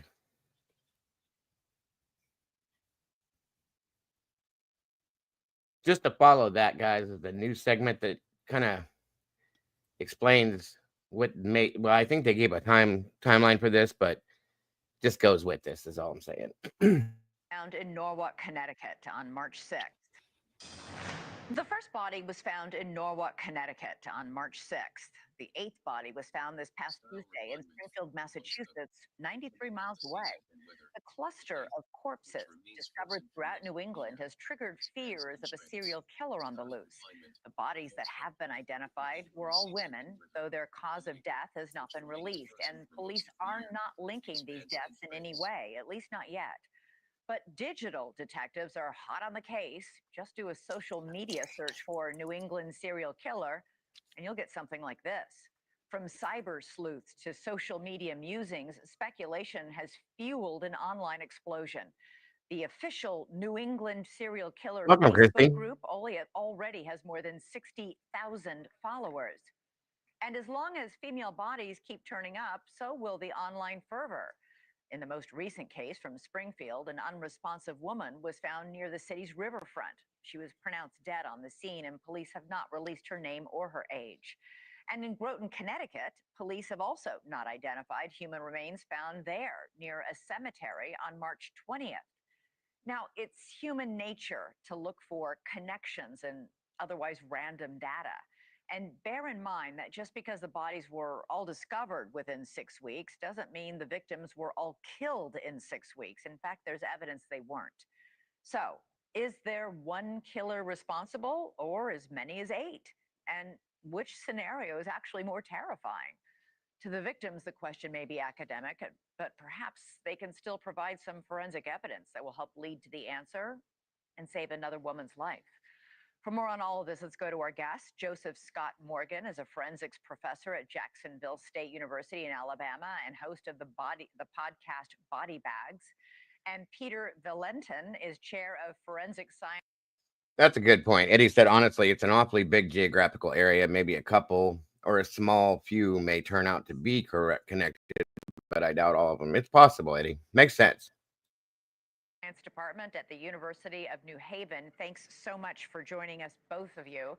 Peter, we don't yet know anything yet about the causes of death here for any of these 8 victims, but 8 bodies in 2 months, that does seem like a lot. Yes, and thank you for having me, Elizabeth. It is a lot. Certainly the time frame is extraordinary given the circumstances. And the question that it brings up for me. Good morning. There's our Bonnie Bailey, my love. Good to see you today. I hope you're doing wonderful. So great to have you here. So great to see you. Miss Bonnie is a Canadian resident as well. So again, our prayers and thoughts going to everybody. I don't know where you're at there for sure, Bonnie, but in Vancouver, because of the horrific thing that happened over there last night, I hope that everything is safe and sound in your vicinity, Bonnie. God bless. And we love you. It's great to have you here. Hiya, Bonnie. Is sort of what precipitated the searches to begin with. And, you know, there's a range of possibilities here. Were the police tipped off? Were there a number of tips? Were those tips from the public? Were those tips from agency to agency? You know, and given the population density in the Northeast, you know, it stands to reason that, you know, interagency communication can be at play here, that a situation in one jurisdiction begins communication between jurisdictions that all of a sudden gives us. And that's true. You know, I was sitting here thinking kind of like on what Eddie said. And we all do this when we see multiple people, just like with Lady Bird Lake, things like that. But when you see multiple people turn up or remain, so on and so forth, you automatically go to the fact if there's been one, we kind of lean in that direction automatically. So Meanie's right. You know, it could just be an unfortunate circumstance. This last one that was found could be something completely different, or they could be connected. But, you know, we have to break it all down and look at it from situation to situation to ensure that, you know, that would be the case per se first. So hopefully that's what they're doing. I agree with both you and Eddie, Meanie. It's a situation where we have more bodies being discovered than we ever would have had it not been for that level of communication. Because normally agencies are not engaged in random searches of wooded areas, such as we're finding. Joseph, some of the bodies we know are actually quite decomposed. How critical and how difficult is it to determine a cause of death? It's difficult, especially with bodies where the decomposition is pretty far along, right? Okay, good to know, Bonnie. I'm glad. That's right. I forgot about that. You're closer to me than anybody. So yeah, good deal. And you're safe and sound. Good to know.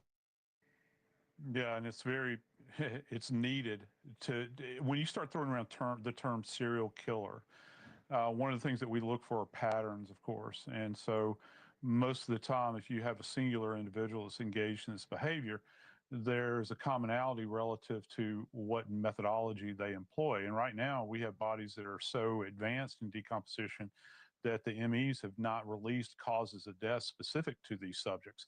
So that's going to be very welcome, Ida Toes. Good to see you today, dear. I've worked so many of these cases over the years and covered them on air that many times they'll classify it as a homicide, and then they'll say yeah, Mama Bear is. I'm sorry, guys, I'm slacking. For those of you that just came in, please, if you would, Mama Bear's link is pinned at the top of the chat. Please hop on over and hit the like button over there if you will. You're welcome to hang out over there. Like I said, we're all here together. So please click the link, pop on over, hit the like button, and subscribe if you have not yet. For some of you newer people, hit the notification bell, and on we go. Thank you, guys. Homicidal violence, and that's the best that they can come up with. But we do have bodies that are intact, and still to this point, we don't have a cause of death yet on those either. Yeah, Peter, Connecticut police say there is no known connection at this time. Welcome, Kathy Cohen. Good No to see you threat today. to public safety. It sounds like they don't believe that there's a serial killer here at work, even though there's a lot of people online who do. Well, I think it would be prudent to say that we don't know whether or not you have a single perpetrator responsible for one or more of these deaths. We don't know either way. Right. And, in most cases, there's a relationship between your victim and your offender, and what you're doing with your evidence is you're exploring the connection between those. And in a case like this, when you have a body left in an open field, you don't understand what that connection is between your victim and your offender. And now you're searching for physical evidence to establish that connection. And in this situation with multiple bodies in multiple jurisdictions, we don't know if there even is a connection. Yeah, I'm remembering the Long Island serial killer where we had, women's bodies who were found in various states of decomposition, many of them over a pretty extensive, Okay, Miss Jody. parcel of. I'm sorry to hear that. We're going to miss you. I hope you have a good day. We'll see you soon, hopefully, and be safe out there. Bye, Jody. But there were definite similarities in how those women were killed, right, Peter? Yes, and it took time to recognize that they were actually the work of the same perpetrator, and it took forensic evidence to do that conclusively. All right. So, Joseph, the New England serial killer Facebook group already has nearly 64,000 followers. This has clearly touched a nerve among the public. Does this sort of public activation help or hurt an investigation? Thank you, Christy. It sounds Absolutely. like I'm waffling. It can help significantly, particularly if you've got individuals that are being discovered. But I urge caution here. Let's think back to the Ladybird Lake deaths in Austin, Texas. We had bodies that were popping up in the river there in Austin.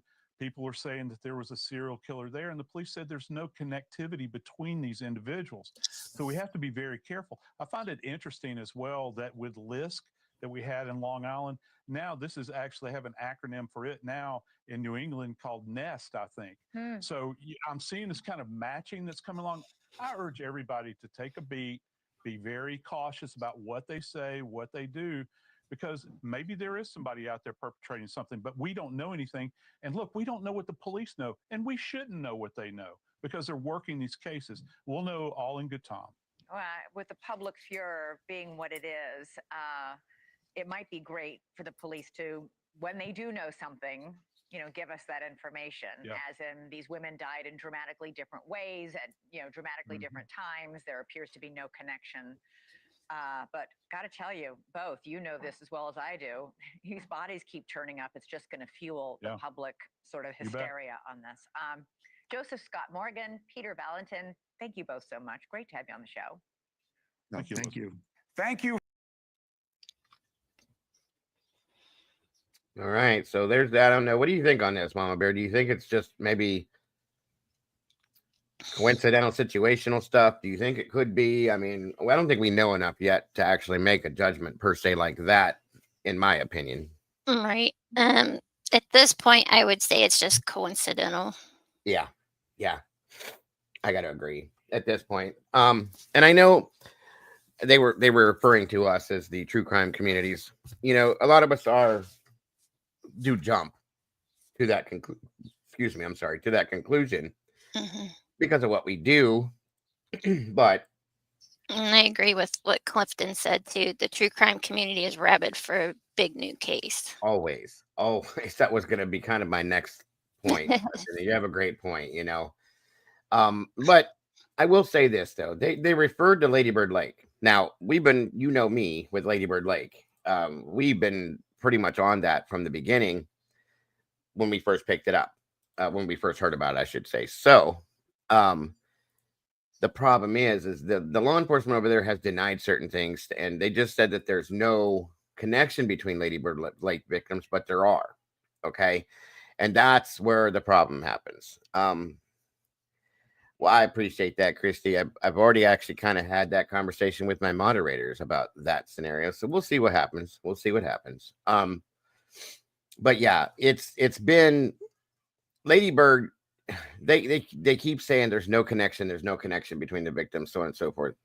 There doesn't have to be a connection between the victims themselves. There's a connection within the MO as to what's happening in the victim situation.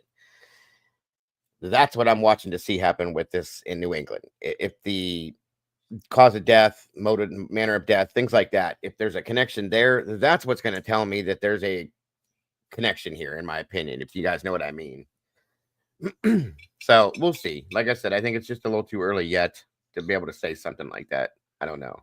Welcome, Got Me Stumped. Good to see you today. Let's see. Right. Good way to put it. Cornucopia of evil and depravity. Good way to put it. Okay, let's see. Hey, you stumped.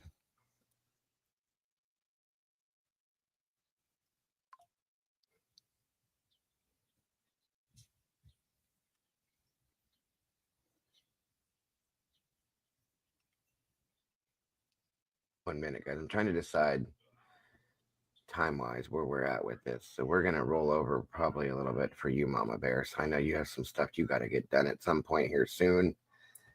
So we're going to run over that part. So if and when you ever have to leave, I understand.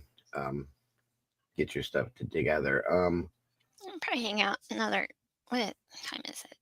12. I can probably hang out till 1. Oh, okay. Well, that'll be cool. Because I had another story I was going to bring out, but it's, oh no, it's a little long. Um, but it's kind of important to get heard if it hasn't been seen. Hold on here. I did have a bunch of stuff actually. I should have done this. We haven't done a morning show in a couple of days, and I had a bunch of stuff to catch up. But it's okay. I got tomorrow. Let me see here.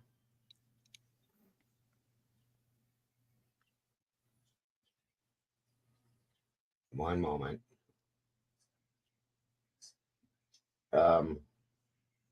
This is definitely something. It's not very long. It's just a little bit of something I wanted to show. For those of you that have followed the Harmony Montgomery case, as most of us did, very horrific thing, horrible, horrible situation. Beautiful little girl, and some horrible people that had her in their grips. This was something I just wanted to This review morning, we're giving a with you guys in regards to that. Sorry, in regards to that situation. There we go.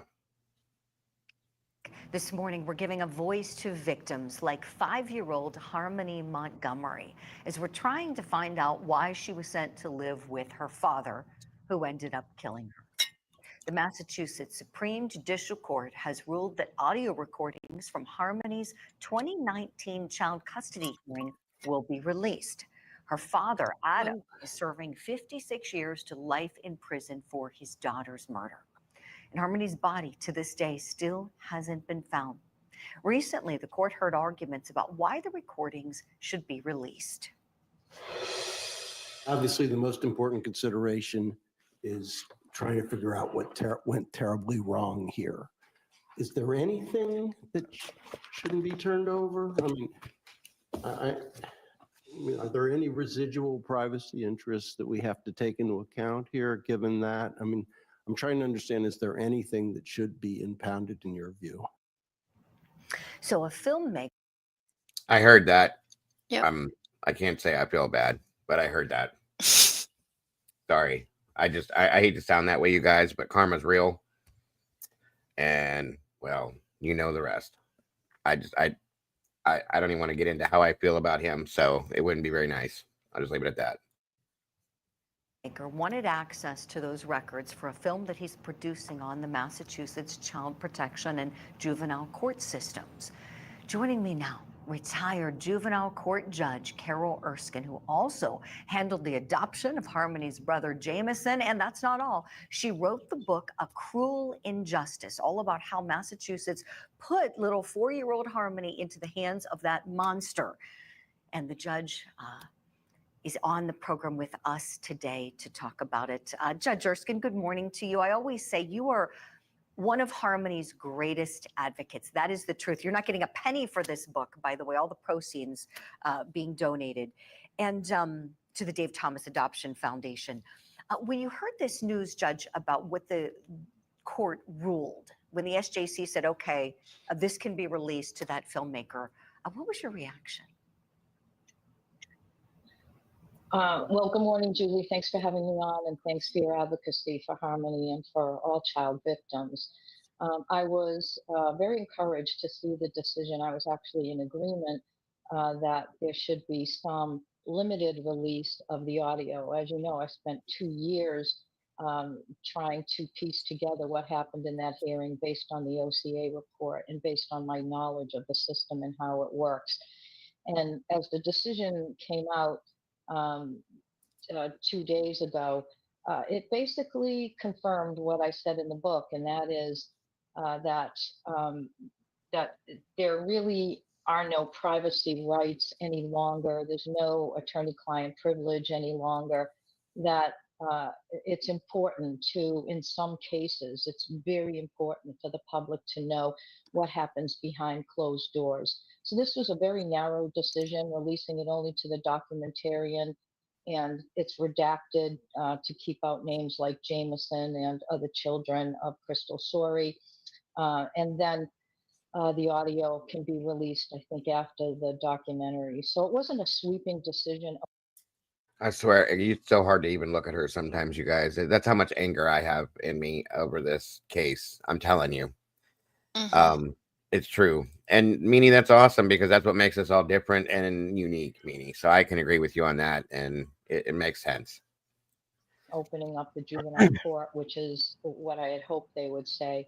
But I agree, and of course I made that argument very strongly in my book that it's time to open this up and tell the truth instead of letting Massachusetts hide behind things like confidentiality, privacy, and attorney-client privilege, because that's what the state of Massachusetts Yeah, we wants. covered They that want last to week, keep it a Tina. secret. Very sad, Right. sad And it is situation certainly too. not lost on us, Judge, that you were the first one to say it and the first one to make that push with that great book that you wrote.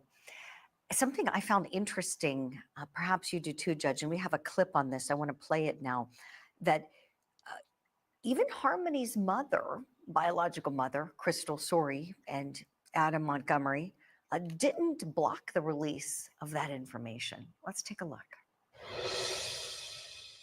Particular case. The mother herself has freely discussed the substance abuse issues that led her to lose custody of her child.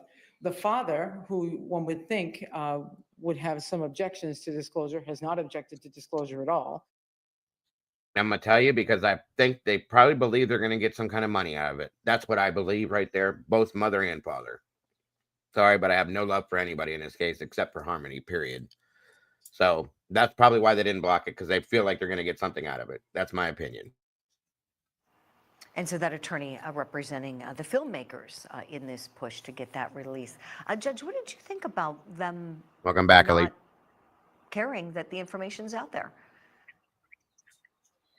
Well, I think Crystal Sorey wants validation of the fact and what I said in the book, and that is that she was legitimately in another court for a pretrial hearing on Jameson's case, and basically the court said that the Office of the Child Advocate said that they did redact some information regarding Harmony. Her lawyer argued that she was opposed to some things, and they did allow those redactions. I think, of course, the father wants it because he looks good in that case, because you have lawyers who are not asking questions in the department, lawyers who basically failed to put on any kind of effective case.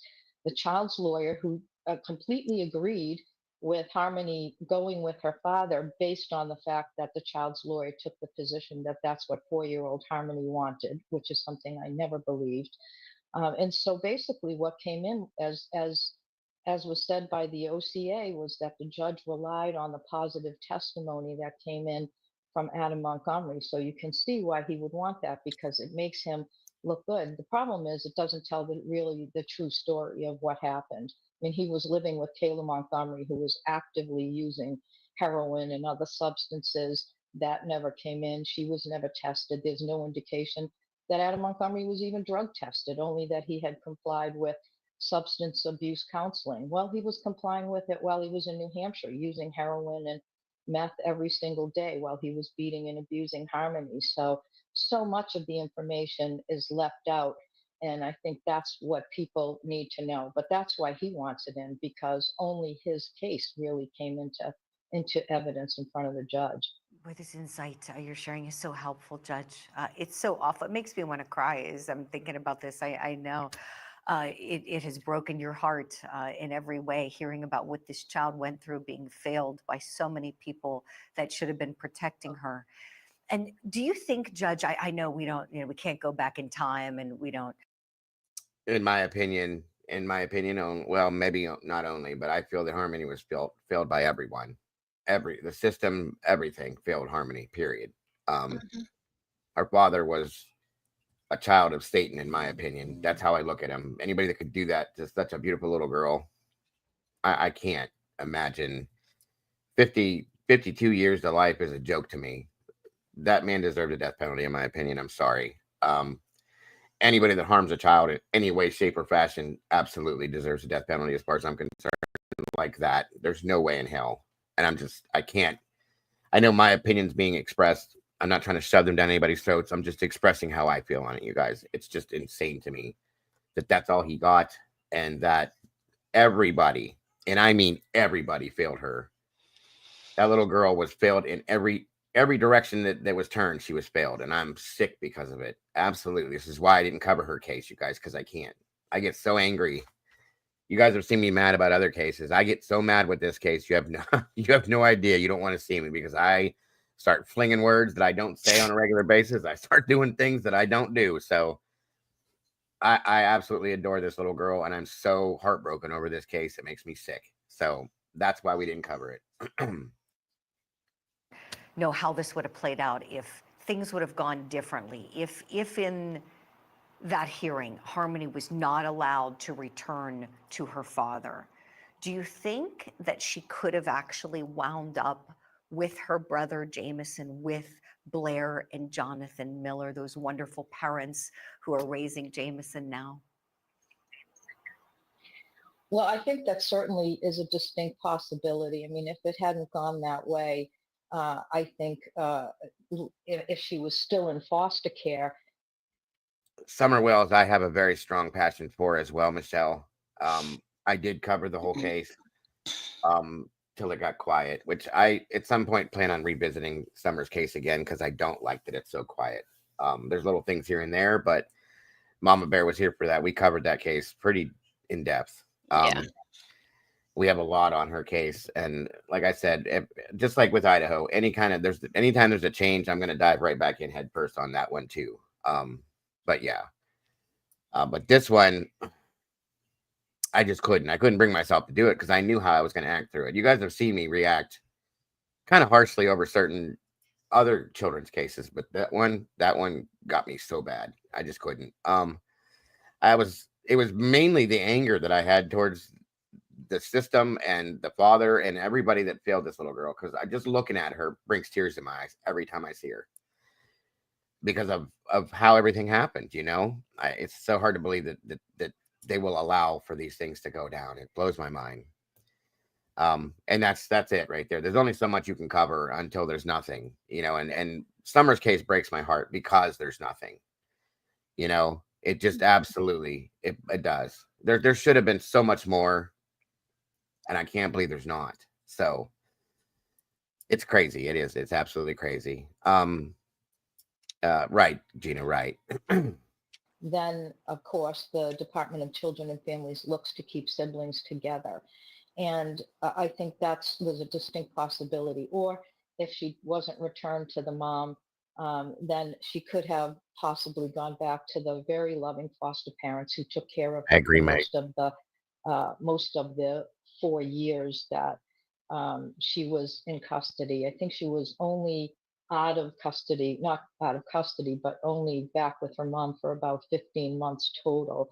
So yeah, it would be a distinct possibility because when Blair and Jonathan met Jameson in June, if Harmony still had been in foster care, for example, if the department had done anything like Just about actually out of appealing the case. time. Right. They could have. I know they wanted to take her. Yeah, they would have taken her if they legally could have. I wish to God they could have. Congratulations, Christy Nevada. Happy anniversary. 8 months in the sauce, and we love that you love it here. We love having you here. So thank you for being part of this family. Congrats, Christy. Yay. Absolutely. That is awesome. Oakley Carlson. Oh my God. Yeah. Another one. There's so many of them, you guys. That's why yesterday or a couple of days ago, Clifton asked me, I think, if there was one case, which one would I can't. I can't just pick one because I have, and again, Mama Bear has been with me long enough. She can attest to this. I have so much passion for some of these cases that I feel almost guilty if I were to pick just one. Does that make sense? Yes. If I say, well, Summer Wells, I feel like I'm detracting from one of the other cases. Sebastian, Sean Doherty, Oakley Carlson, even Harmony's case, even though I didn't cover her case, so much passion to want to see justice and some truth on these things, find her at least and give her a proper burial and give her the dignity she deserves. And to overlay some of the failure that happened to that little girl. So again, and that's it, Gina. The greatest act of love is protecting our children, and we have to, guys. We have to. We really do. But yeah, that's why it's hard for me to say I have one specific case. I can't. You know, like I said, Maura Murray is one that I have a deep passion for. Summer Wells, Sebastian Rogers, Harmony Montgomery. I mean, there's too many of them. You know, Monkey Vaughn. There's just so many. So that's just something I can't answer without having a boatload of guilt dumped over my head. Yeah, because they all deserve to be our favorites. Agreed. You know, they're all in my heart. They're all on my mind. It's crazy. It really is. That's another one here. I don't know if you guys saw this. It's bugging me. This isn't very long, but this is another case I have a lot of passion for, is the Madeline Soto case. The idiot that committed the crimes is trying to have the sex abuse evidence tossed out of court. Are you kidding me? Yeah. No. Yeah. And that's a no-no. That's a big no-no. This is another piece of garbage. This is another one of Satan's sons, in my opinion. I don't know where these people. I can't believe these people walk amongst us. That's the problem. Yes, Quentin Simon was another horrible one too, Zelda. You know how it was with that. So I'm going to show this, and then we're going to move into something a lot more lighthearted, so we can break up this monotony, because it's too much sometimes. So yeah. What's up, Willie? Good to see you, buddy. Accidentally factory reset his phone. Detectives are pushing back against Stephen Stearns' claims they violated his rights when they searched his phone as he tries to get evidence in his sexual battery case involving Maddie Soto thrown out. They violated his rights when they searched his phone. After what he did, they violated his rights. This is what I'm talking about, you guys. Did they have a warrant? They did not. Yes, they do. Welcome to Crime Fix. I'm Anjanette Levy. Stephen Stearns is asking the judge presiding over his sex crimes case to throw out evidence. This is the case where he faces more than 60 counts of sexual battery related to Maddie Soto. Stearns is also charged with murdering Maddie in February of 2024 at the condo she shared with her mom, Jen Soto, in Kissimmee. He has pleaded not guilty to all of the charges. The murder case is a separate case, and if convicted in that case, Stearns could get the death penalty. Now, while investigating Maddie's disappearance, Kissimmee police detectives and detectives with the Orange County Sheriff's Office interviewed Stearns, and they asked to see his cell phone on 2 occasions on February 27th, 2024. This exchange was audio recorded. Is it okay if I go in your settings real quick? I just want to see if you're logged on to your Google. I am not logged on to my Google with that, actually. Is it okay if I check? Yeah. Now, Stearns claims the detectives should have had a warrant, despite him allowing them to look at his phone. No. He clearly right there. We're not going to get in depth in it, Alicia. Don't worry. Clearly right there said, yeah, sure, go ahead, because he's stupid. So you're not going to win that argument. I'm sorry, but you're not. He wants the evidence found on the phone suppressed, along with the evidence recovered from his Google Drive. Police have said they found more than 1,700 images of Stearns sexually abusing Maddie on that Google Drive that was connected to his phone. Stearns testified at this hearing briefly. Did you come into contact with law enforcement in January 2024? I did. During your contact with law enforcement, did they seize or take an item from you? Yes, they did. What item was that? That would be my cell phone. Do you know what kind of cell phone it was? It was a Samsung Galaxy, I believe it was a 24. And what was your understanding as to what they were going to do with it? They were just going to check my Google Maps. Welcome, Allison. And check to see if I was logged into Google, and that was it. That's all I agreed to. Were you shown that they had a warrant? They did not. Then it was the prosecutor's turn to question Stearns. Pursuant to the questions you were just asked, you had indicated that you did not consent to the search of your cell phone. I consented only to them looking at Google Maps and checking to see if I was logged into Google in the first place. Did you have the opportunity to see what law enforcement was doing on your cell phone? No, as a constable was still talking to me, Tango walked away and began searching the things that I did not consent to. Is that true that she actually handed your phone back to you? Briefly, when she told me to input my command because I didn't want myself. The burden is now on the state. The prosecutors have to show that detectives did not violate Stearns' rights. Here's Detective Mara Tagler talking with Stearns about his cell phone back in February of 2024. And then I also noticed, I was checking your call history. I noticed that you don't have anything before this morning. Is that unusual on your phone? No, it's a new phone. Stupid. I went to do an update yesterday morning, and I don't know what the fuck. Pardon me. I don't know what the heck I did, but somehow during the massive OS update, I managed to factory reset my phone and lose all of my contacts, all my Bull information. hockey. What time was that? Do you remember? Oh, sometime while I was hanging out with her, I looked at her and said, "What did I just do?" Okay. She might know better. I don't know what time it was. Bullshit. A bullshit. A bullshit. A bullshit. A bullshit.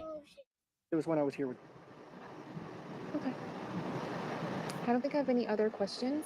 Do you, I Louis? don't know where my head was yesterday. It was so far up my backside. That's okay. We understand. In the meantime, while we're waiting for all this to get sorted out, I am going to hold on to your phone, okay? I'll give it back to you when we're done. Okay. Okay? Do you have any questions for us? How long are you gonna need my phone? That's I'm not sure. I'm waiting for my supervisor to call me. my dad. It's just my dad's using that to get a hold of me and get updates. They can call Jen's phone. Did you know that high blood pressure is the #1 risk factor for mortality? Yeah, think. That's so funny that she comes in with a high blood pressure commercial after watching. Right. Really? Come on, y'all. How'd you know, Anjanette? How'd you know? My face is red. I can tell. Every time I look at him or hear his voice, anything. Today, visit 120life.com. Sheriff's Detective Francis Hunt was actually the first detective to speak with Stearns. So just to be clear, when you're doing this interview, you're inside of the house, right? I was in the vehicle. Okay. When you first met with Mr. Stearns, you met him inside the house? In the house, yes. Okay. And then you took him outside and put him in your vehicle, right? Yes. And when you did that, that's when you learned about him being sleepy, it sounds like? I don't think he was sleepy, but it sounds like he woke up without power driver. Okay. Woke up about 11 a.m.? Sounds like he was in right?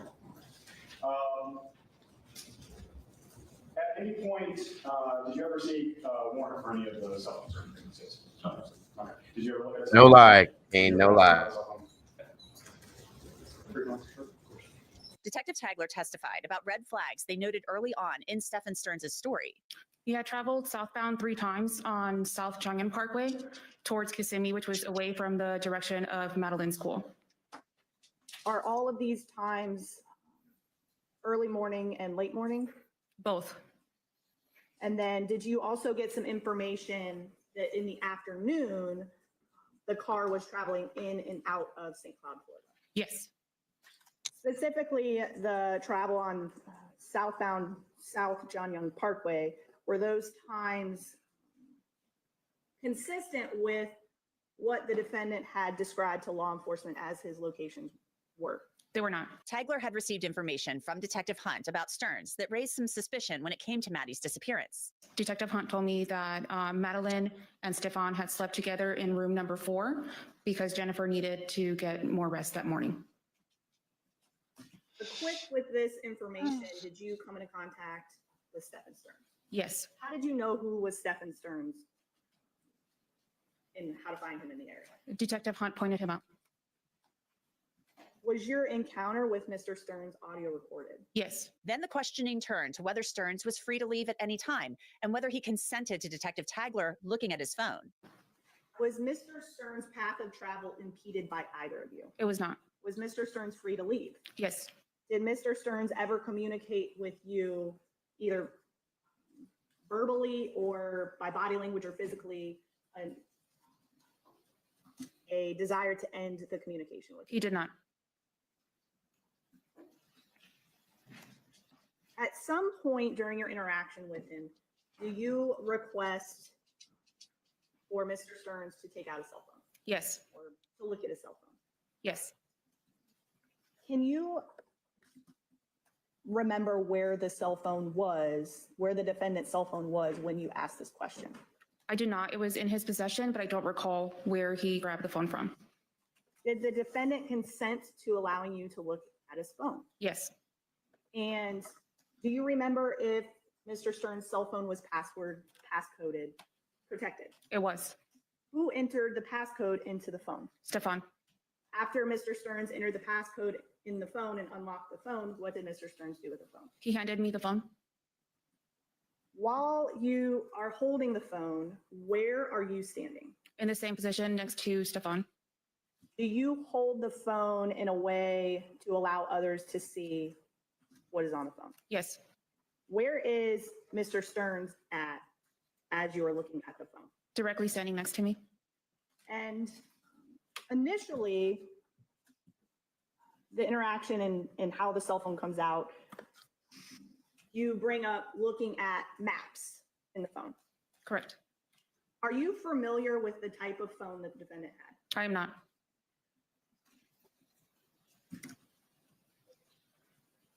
Do you also inquire as to taking a picture of, quote unquote, your history, the defendant's history? Do you remember that? Yes. She's a law enforcement officer, Eddie, so probably just yes, no, simple. That's how they're supposed to be, I guess. She does seem quite stiff. She's probably got the same problem I do, is sitting in the same room with him. She can't handle herself. That's how I feel. I'm just saying. And that's also encompassed in the audio recorded interview. Correct. Does the defendant ever communicate to you any limitations on what it is that you're doing? He does not. Detective Tagler then answered questions about asking Stefan Stearns to see his phone a second time and seeing a lack of call history on the phone. Do you again ask Mr. Stearns to unlock the phone? Yes. How does that happen? Explain that process. He again enters the code and hands me the phone. At some point, do you bring up the lack of call history to the defendant? I do. Okay, and that's really all we need to see. So he's trying to get them to throw this out, okay? He obviously said, here you go. He put the code in, handed it over, and said they should have got a warrant. Kiss my ass. Sorry. You said yes. You okayed it. You're stuck with it, bro. I just wanted to show that bit of it to show what they tried to do. It's a joke to me. I'm sorry. Complete joke. This guy deserves nothing. He didn't even deserve to breathe the same oxygen. He's an oxygen thief, according to me. So, just saying. I cannot stand it. I'm tired of these people doing the things they do and then trying to get out of it. Give me a break. And guys, we know I'm all about innocent till proven guilty. But 1,700 images, no. Thank you. There's no, it's proven, period. He's been proven guilty. So that's all there is. And when you're in a video, his face is in the video. That's all there is to it. Okay. Leave it. Just, it's crazy. Absolutely crazy. All right, guys, let me see here. Like I said, we're going to change the channel just a little here. Let me see. Show. Show.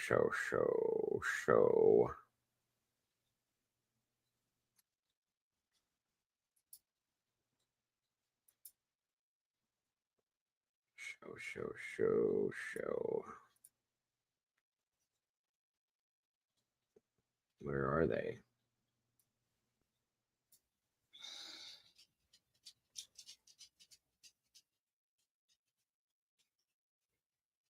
Thank you for being here, Kane. Yeah, appreciate you being here, bud. There we go. Hold on.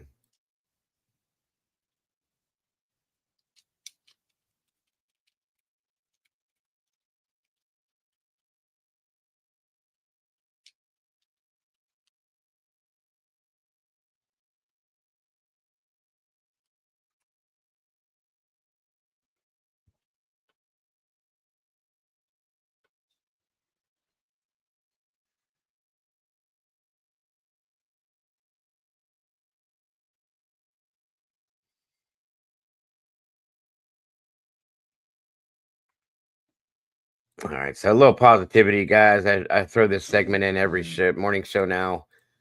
With all the negativity we deal with, I want to put out some positive, good Samaritan acts, good people, good neighbors, good whatever, showing and proving that there still are good people out there, guys. So here we go, a little positivity.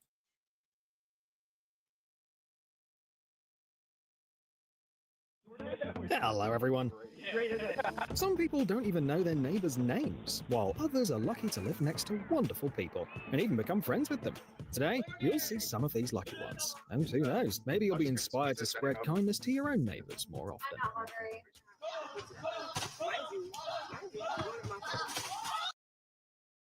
Oh, is this mixed up with stuff we've already seen? Hang on. 'Cause I know we saw that one.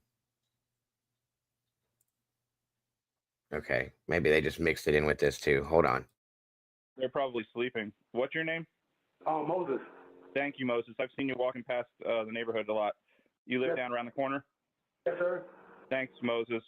Welcome, brother, man. Not many people out there like you, buddy. No, I just had to stop by and grab it, man, because anybody else would have picked it up and all with it. God bless you. Thank you, Moses. Have a good day. Have a great day, buddy. All right, boss, man. Thank you so much. You're welcome, brother.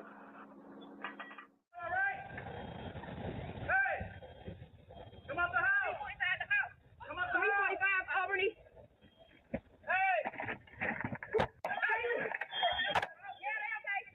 See how quickly the neighbors came running to rescue people from the fire.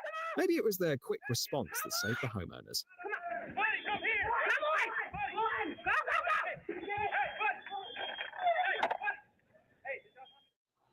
Being a good neighbor isn't just about being kind and supportive, it's also about bringing joy to the whole street. Now we go out. Let's just do stupid stuff. And just What the hell?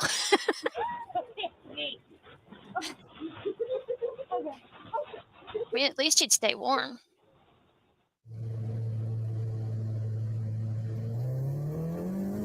For as long as John could remember, cars had been... During the pandemic, most people went Oh, that one crazy before. in lockdown from the lack of social interaction, but not these guys from Australia, all thanks to the ingenuity of this one guy.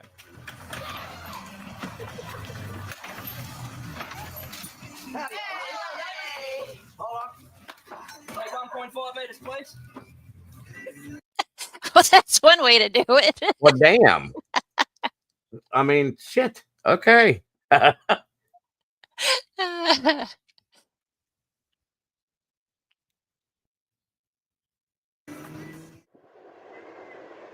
We're not interested.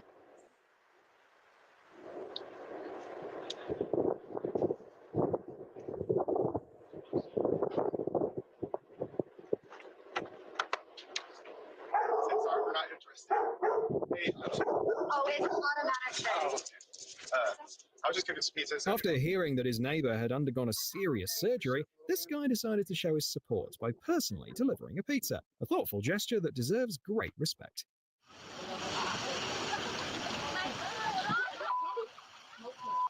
Fill out. Hey, we got candy? Nope.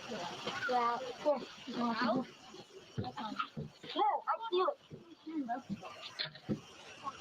Here, give it back. Not all of them, only half, okay? Nice.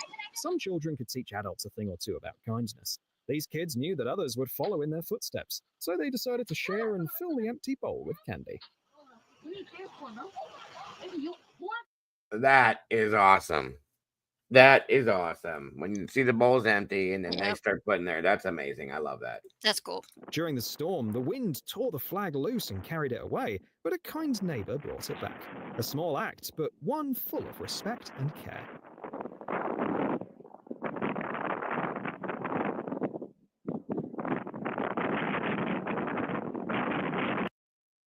I don't know that I'd eat it either, really, but the thought is what it is. You know what I'm saying? It's the thought that somebody thought, knowing that he had back surgery or whatever, just to help him out. So that's an awesome thing. I like that.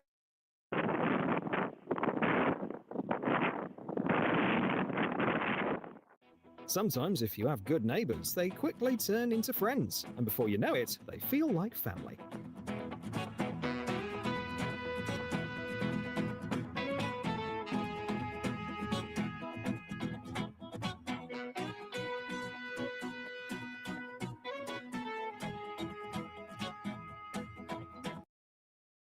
Is it just me or does this guy's backyard look like that indoor-outdoor carpeting?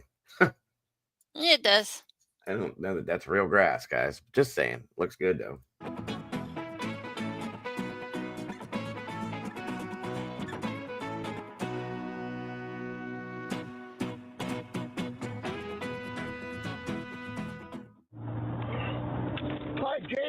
here's a little treat for you. All right, Andy. This is a perfect example of how kindness always comes back around. Dean decided to thank his neighbours for helping with the snow removal and lawn care. And, as the neighbours say, generosity like his is just a part of who he is. Thank you for being such a beautiful neighbor. God bless you.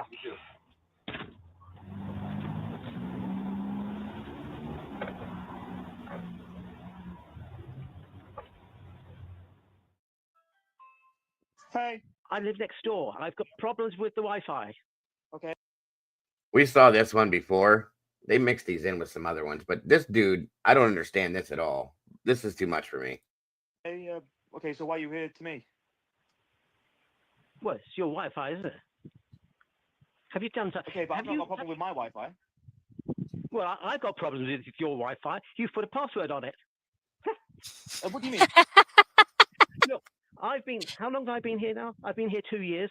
I've happily used the Wi-Fi, and now I see that you've put a password on it, and I can't use it. I think you're being unreasonable. Sorry, what?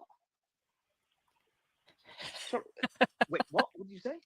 Look, it's very simple. You have Wi-Fi, right? Yeah, I have Wi-Fi, yeah. Yeah, right. Well, I've been happily using your Wi-Fi now for a couple of years, and all of a sudden you put a password on it, and I've got no access. I tell you what, you let me have your password, and that's the end of the problem. Yeah, but hold on a minute. You've been using my Wi-Fi. Yeah, that's it. That's exactly right. So look, there's two things we can do.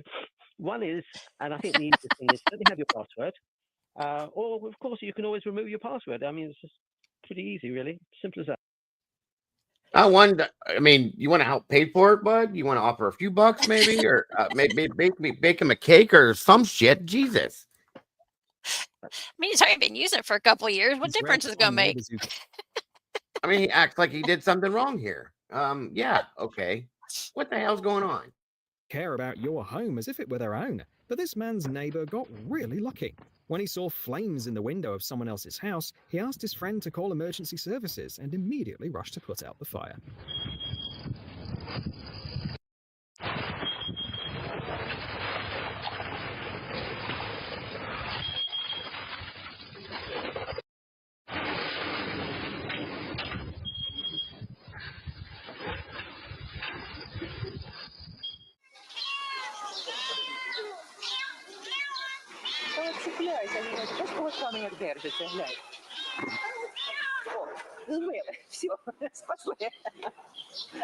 Aw, poor baby.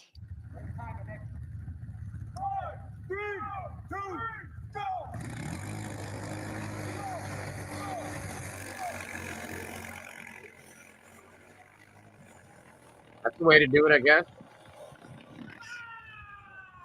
I just hope it stops when they stop. For years, the neighbours couldn't figure out who had been leaving bags of groceries at their doors. But when a camera was installed in one of the apartments, the mystery was solved.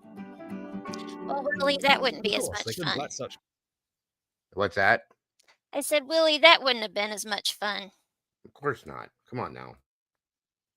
kindness go unacknowledged, so they sent the woman flowers as a thank you. I'm sorry, I just come to... Hello? I've just come to say thank you for the flowers. I only saw this, but I've only just come to see it. No, you didn't come today. I've just said thank you for everything you've done. Girl, Oh, she's good. oh, she's beautiful. I love you. You're beautiful. You are one of the most awesome and amazing human beings I've ever had the pleasure of knowing. I love you so much.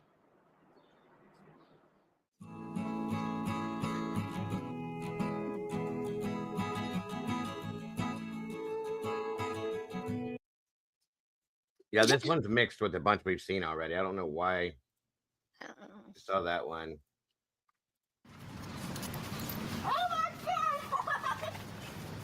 This boy started mowing lawns for money, which he then spent on buying food and hygiene products for people in need. When his lawnmower broke down, the neighbors chipped in to buy him a new one. It seems like everyone on this street has a big heart. That's just because they wanted their grass to keep getting cut. I'm just kidding. I'm just Seriously. kidding. No, that's awesome though that he was doing that with the money he was making. That's you don't see Yeah. kids doing that kind of stuff. That's amazing that he has that thought process. I love it. This thing's nice and light, easy to move. It's warm.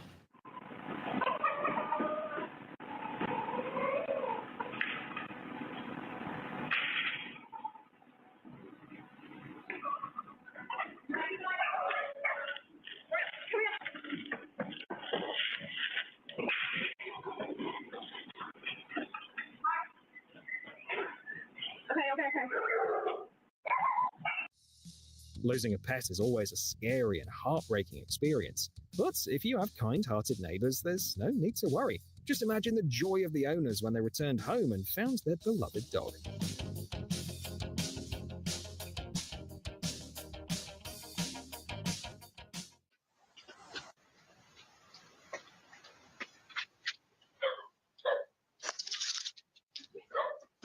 Do you think he's a local troublemaker? I love you very much. Big kiss, love you so much. Oh, I love it. We have the best neighbor in the whole wide world. So sweet. Quite the opposite. He's the kind of guy who regularly cheers up his neighbors and leaves sweet little notes. Hello, it's me and Winnie, not Lindley this time. Yeah, I don't know why this had a whole different title and a completely different video, but it's got so many of the same ones on it from before. Sorry, guys.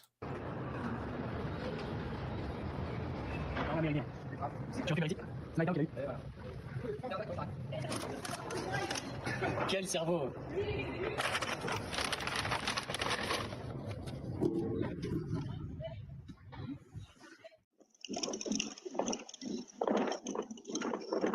Tom, are you there? Hello, Tom. Caring for his neighbors is second nature to him, not a burden. That's why he returns their trash bin to its spot every week. Thank you. Not even 300 Carolyn Polish. Carolyn banging on her neighbor's door in Avondale around 7:30 in the morning on New Year's Day because she saw something they didn't. Flames coming out of the home as Carolyn ran to the front door. The Salgado family asleep at the time, only waking up to Carolyn's knocking. Your house on fire. Get out. Move. Nicole Salgado and her husband grabbing their 4 children, safely getting out. You guys go to my house. The Salgado's home suffering extensive damage. The community, though, rallied. Here is a singing telegram for our Hattie. Happy Valentine's Day, because you're our daddy. Bye.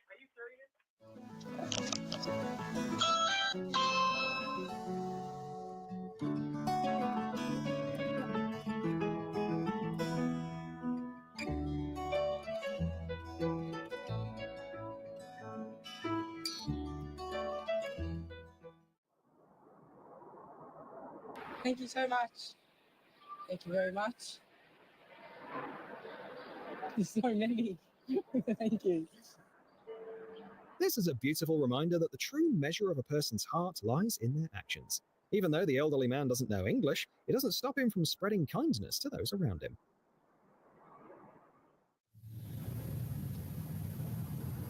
With a neighbor like that, the security camera recordings feel like they're straight out of an action thriller.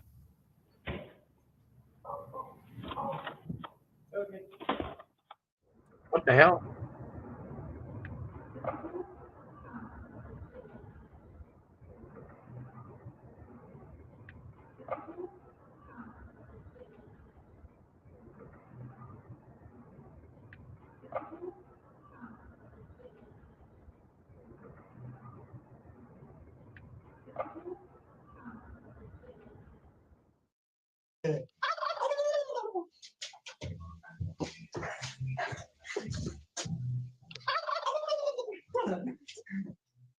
Whether the man got carried away with the process or genuinely wanted to help, in the end he did a good deed. The neighbors were quite surprised when they returned home to find their driveway cleared of snow.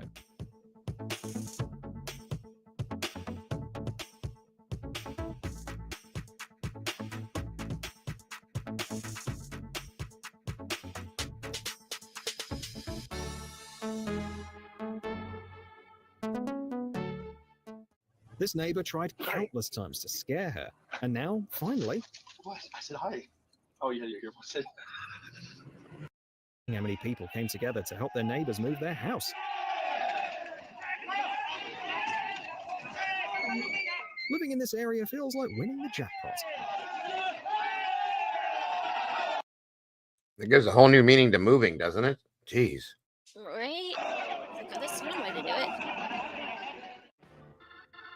Nothing says neighborly friendship quite like turning a regular fence into a table for everyone to enjoy. Is this like a regular thing now? It must be. I don't talk to my neighbors enough to do that, but okay. Me either. Plus, I don't have a fence there like that on the one side. So, still, hey, if it works, seen more than 2 people doing it now. Yeah.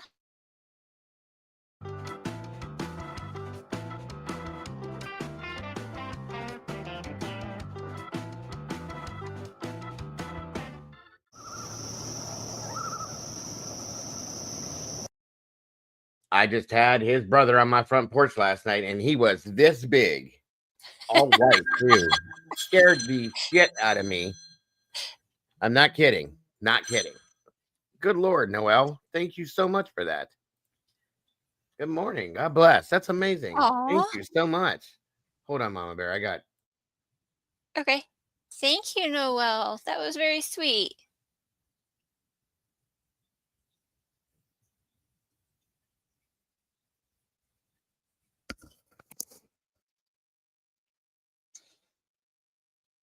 Yeah, Tanny, I don't know. Yeah, I don't know my neighbors like that. I don't have a fence either, so that poses a problem. Okay. That is so amazing of you, Noel. God bless. I mean, seriously, thank you so very much for that. Guys, we don't ever expect anybody to donate and support the channel in those senses, but we do definitely appreciate it from the heart. That's amazing. So very generous. Thank you. Thunder scares the crap out of you. Who you get? Shut up. What's happening? Sergeant Matt's in the house. Good to see you. It is very awesome. Thank you so much again, Noel. God bless you. But yeah, this thing, I heard something moving on my front porch, which I thought was the cat. It's usually the cat. And I heard a very low meow, and I'm like, okay. So I opened the door, and I'm not kidding. This thing looked like a small dog. It was this big. Well, about that big. Big old white, nasty looking thing. And he just stared at me. I would have thought he would have ran. I'm stomping my foot, and I'm like, get the hell, scared the shit out of me. And shut up, tomboy. And he finally got off the porch like he owned my house or something. Like I was the one that was intruding, and he was supposed to be there, you know? And of course, he ate the cat's food. So the cat was pissed. But the cat was standing back from him like he wasn't going to touch the thing. They love cat food. Mhm. Hi, Jeff H. He's not always on your Sergeant side. Hey, Matt. Jeff. Yeah. Gotcha.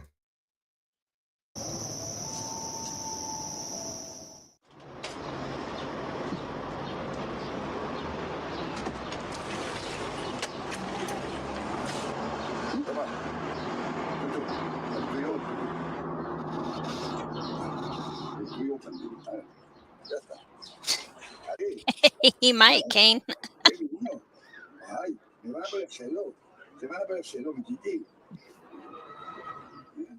The first big snowstorm of the season brought out some true neighborly spirit. One of the residents took it upon himself to clear the access roads for the entire community using an excavator.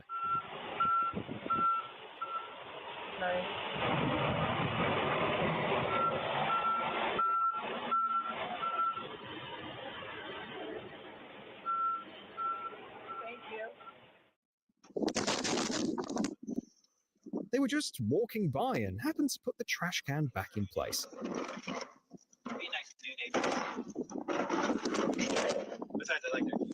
The new neighbor had forgotten to do it and was pleasantly surprised when he checked the security camera footage.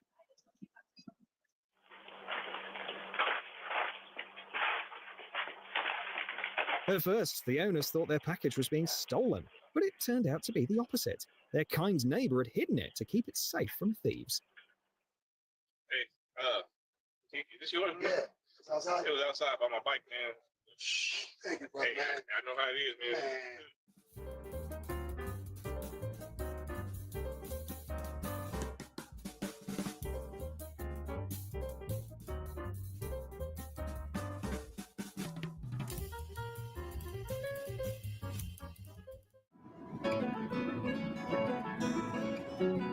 As you move into a new place, make sure your new neighbors will look after your things as if they were their own.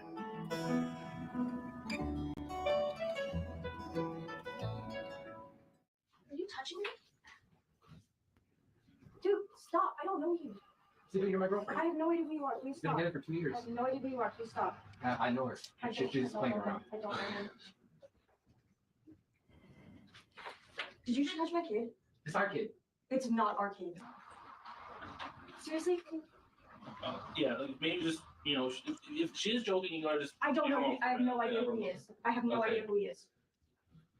Okay. Seriously? Are you serious? Just please don't touch her for a minute. Are you being serious? Because I can't. She's right now. I just can't let you do that right now. Okay.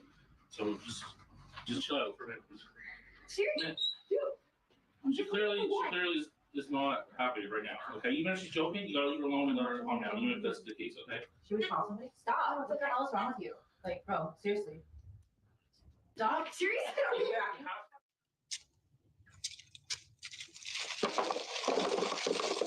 All the candy in this bowl was stolen, but the owners never noticed because their kind-hearted neighbor kept refilling it.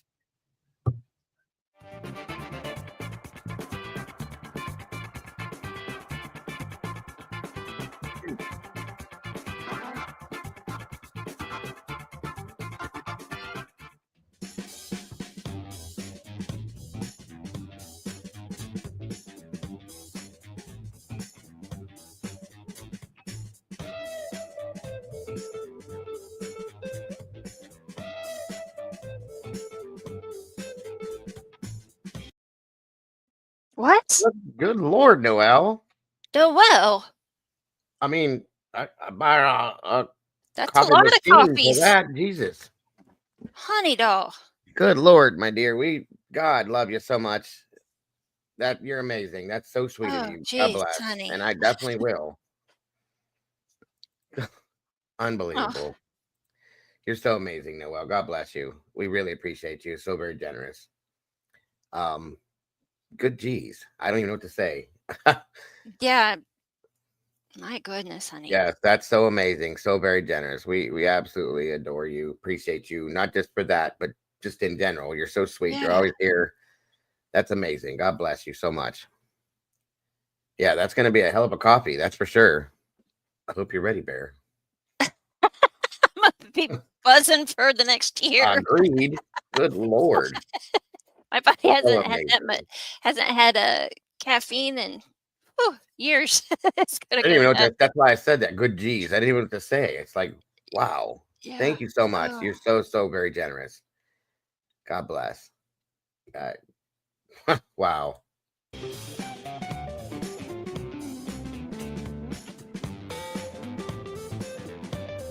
What the? I'm a little unnerved over this. Is this person dead? Maybe he just passed out, but that's still unnerving. It's beyond, yeah. They don't And I- look. They look a little more than passed out. You know. Yes, Ellie, Tandy, you can. But that it's still very unnerving the way he's dragging her all over the place, Mhm. or them. I can't even tell. But yeah, it's crazy.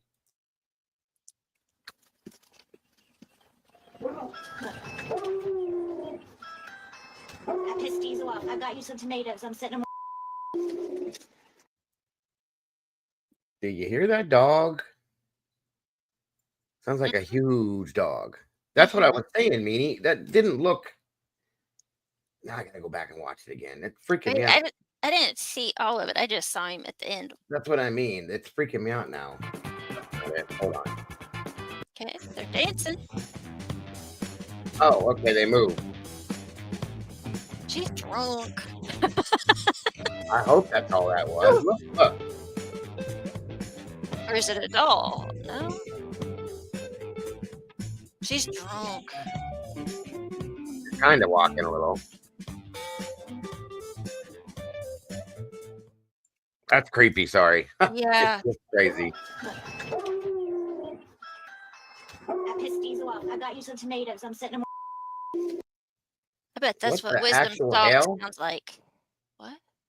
A 14-foot gator ate some guy in your neighborhood yesterday. Well, I'm glad they caught the gator. Jesus. Huh. Where do you live, bro? Florida. I mean, we know that, I'm sure, but like they just walk the streets and eat people? I That's think she was crazy. more than 3 sheets to the wind. I think she's about 6. 6 or 7. Yeah, I agree with you on I that one. told you, Florida. Florida. Yeah, of course, Florida. Always in Florida. Speaking of, where's Mikey? Wow, dude, they caught the gator, but yeah, too late for the person. That's sad. Tampa, it was on the street over. Good God, dude. I hope if you have any little ones, I hope you keep your eye on them, especially playing in the yard. Like, that's crazy. That's the only thing about Florida I'm not fond of.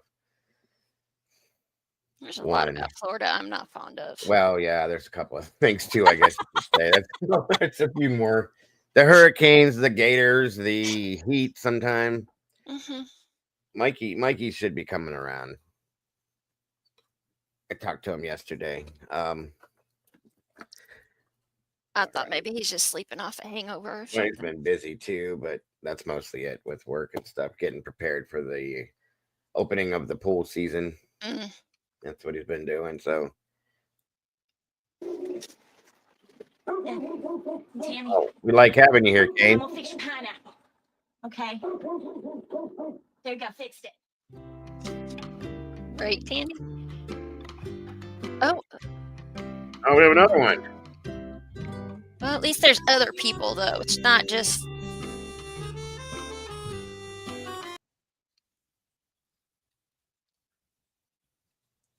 Wow, there you go, guys. There's some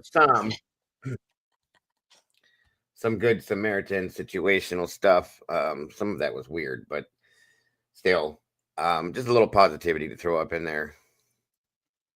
That's your dog. That's what I was imagining too, Sherry. The horse you have. Absolutely. So, Mama Bear has given us some interesting stuff to watch today. Let's see here. Ooh, Tomboy, that thing looks. Now you got me wanting that damn thing. She just sent me a picture of what that slushy machine looks like. Oh.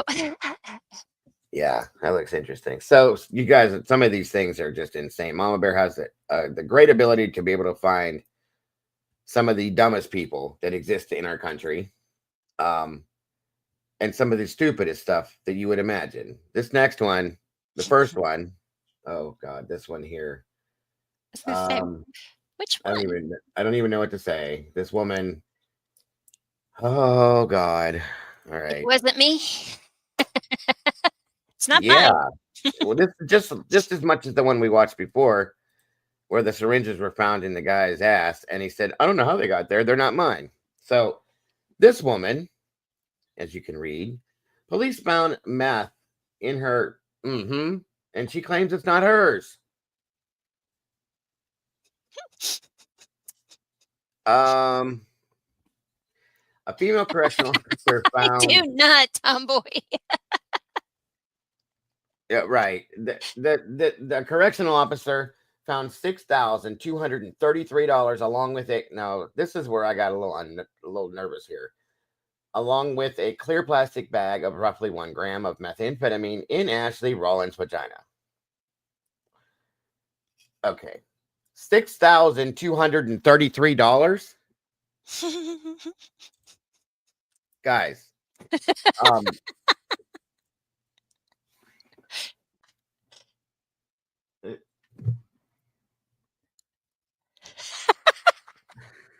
Alicia said, whoa.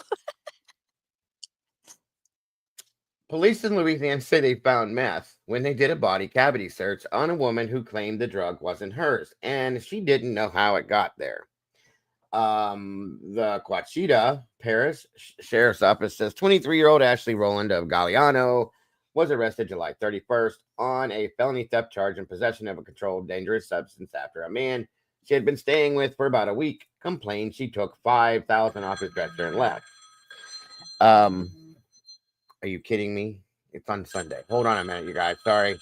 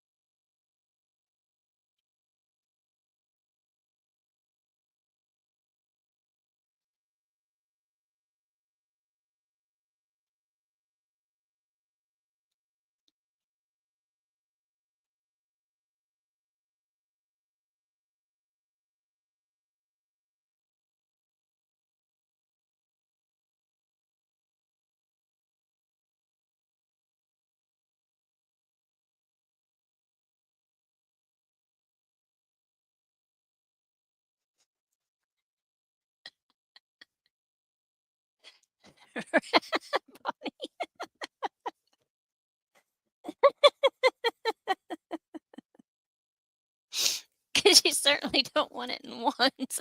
Sorry, that was the boss lady. She said, "What are you doing?" I said, "Show." And she goes, "Oh, what are you covering?" I told her, and I said, "Well, right now we're talking about a woman. They found almost $7,000 in some meth in her vagina." And she went, "What did you just say to me?" And I said,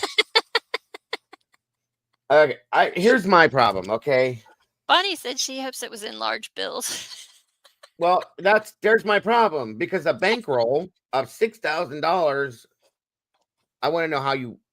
Maybe I don't want to know how she did this. Maybe let me put it that way. I don't want to know this woman. They said that 23-year-old. Yeah, your face is forever imprinted in the minds of many because of what you did, my dear. Sorry. Ashley Rowland of Galliano was arrested. Blah blah blah. We complained. Yeah, we got through that already. The authorities say a female correctional officer found $6,233 with a clear plastic bag of roughly 1 gram, which that's not very big, of Roland's vagina, and said that it wasn't hers and she didn't know where it came from. So and the bond was set at $8,000. Well, you can pay for most of that with your JJ money if they want to touch it. Just saying. Was the money in a bag? I hope. If not, oh my God. Oh, you guys, I'm gonna vomit anyway. And jail records don't indicate if she has an attorney. Well, Mr. Attorney, just know where your money's coming from, bro. Just saying. Unbelievable. Where do you find this crazy shit? I can't stop looking at her face with like what? How did you do? Why? What'd you say, Tandy? It was all in change. It was all in. So she must jingle when she walks. Wow, it is definitely a record, bro. That's a lot of money. Even in big bills, Bonnie, that's still going to be a lot of money. Make sure you wear gloves when she pays you. I don't even want her to pay me. She can have whatever she needs. You don't have to pay. Don't worry. I'm good. Keep your money. Oh my God, you guys. I have seen so many things in the world, but this one's new to me. That's a whole lot of money to have in a place like that. That's all I can say. That's the number one. The first one of the day. Like I said, Mama Bear is very talented because she finds these insane things. Where? I don't know. But these people exist amongst us, folks. Remember that. Yes, wear gloves. Period. Wear gloves everywhere. This other one. Yeah. Oh my God, these people, you guys. Where do these people come from, Mama Bear? I don't know. I just don't understand it anymore. Inmate hides marijuana in his nostril, and he finds it 18 years later. Bro, did you not blow your nose? Sneeze? Pick it? How do you not know it's there for 18 years? That's what I was like. What? The find was documented in a medical journal as the cause of a stone formation in the inmate's nose. Yeah, it was in there so long it turned to stone. It calcified. Oh, he ain't gonna smoke it now. No. And of course, this happened in Australia. His joint pains were getting worse. An Australian ex-con learned during medical checkup that the source of his sinus headaches, you think, was a balloon filled with marijuana he'd hidden in his nasal cavity while serving time 18 years ago. The unidentified 48-year-old Sydney man's plight was documented in the medical journal BMJ Case Reports, which called it the first reported case of prison-acquired marijuana-based rhinolith. A rhinolith is defined medically as a stone formation within the nasal cavity. The man admitted shoving the balloon up his nose after his girlfriend sneaked the contraband into the corrections facility where he was serving time, according to Newsweek. It's unclear why he was incarcerated for how long. Wait, thank you, Sherry. Right there. What in the cornbread hell is wrong with people? God bless, this shit is pissing me off, you guys. Sorry again. Bear with me. Let me get through this mix again. I'll work with him after the live to get it. Yeah, I have to get fixed. rid of it. I don't know why it keeps doing this. Makes no sense. It's something with Windows. Yeah, we'll have a little meeting after this anyway, so that we can figure it out through there. So when he returned to captivity and tried picking the balloon from his nose, the obstruction went further into the former inmate's head, out of reach, and he assumed the Mary Jane had passed through his system and gave it no more thought until a recent x-ray revealed the 1.9 centimeter rubber capsule containing degenerate vegetable plant matter. The drugs were reportedly extracted and the patient made a full recovery. Again, like Miss Wisdom said, what in the cornbread hell is wrong with everyone? Oh my God, you guys. I mean, you'd imagine after 18 years, something would have happened with it, you know? I mean, he was already locked up, so why not just say something? Say, hey, I gotta go to the infirmary. 100%. Be like, hey, nurse, pull this out real quick. 100%. Yeah. A balloon, mind you. For 18 years, you lived with that up there, bro. How'd you breathe? Not very well, I don't think. No. Oh, and then Tandy said, what in the haunted crack house is this? You guys got some interesting ways to describe these. I'm telling you that for sure. That's hilarious. Wow. So there's another crazy situation. Let me see. This other one here. What the hell? I don't know. I sent you several. This one doesn't make any sense to me whatsoever. I don't understand how these people survive. That's what he did, Alicia. What's that? Tried to get it out. Yeah, that's what he did. So this woman is suing a prison over the suicide of her husband, accused of trying to hire a hitman to kill her.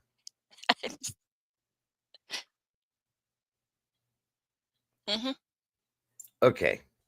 Linda McCauley claims that the county officials violated her husband's civil rights by not preventing him from dying by suicide.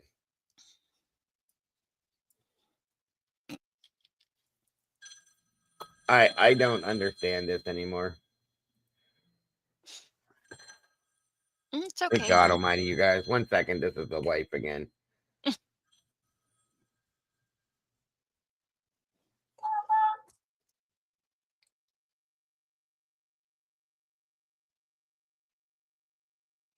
This one made no sense.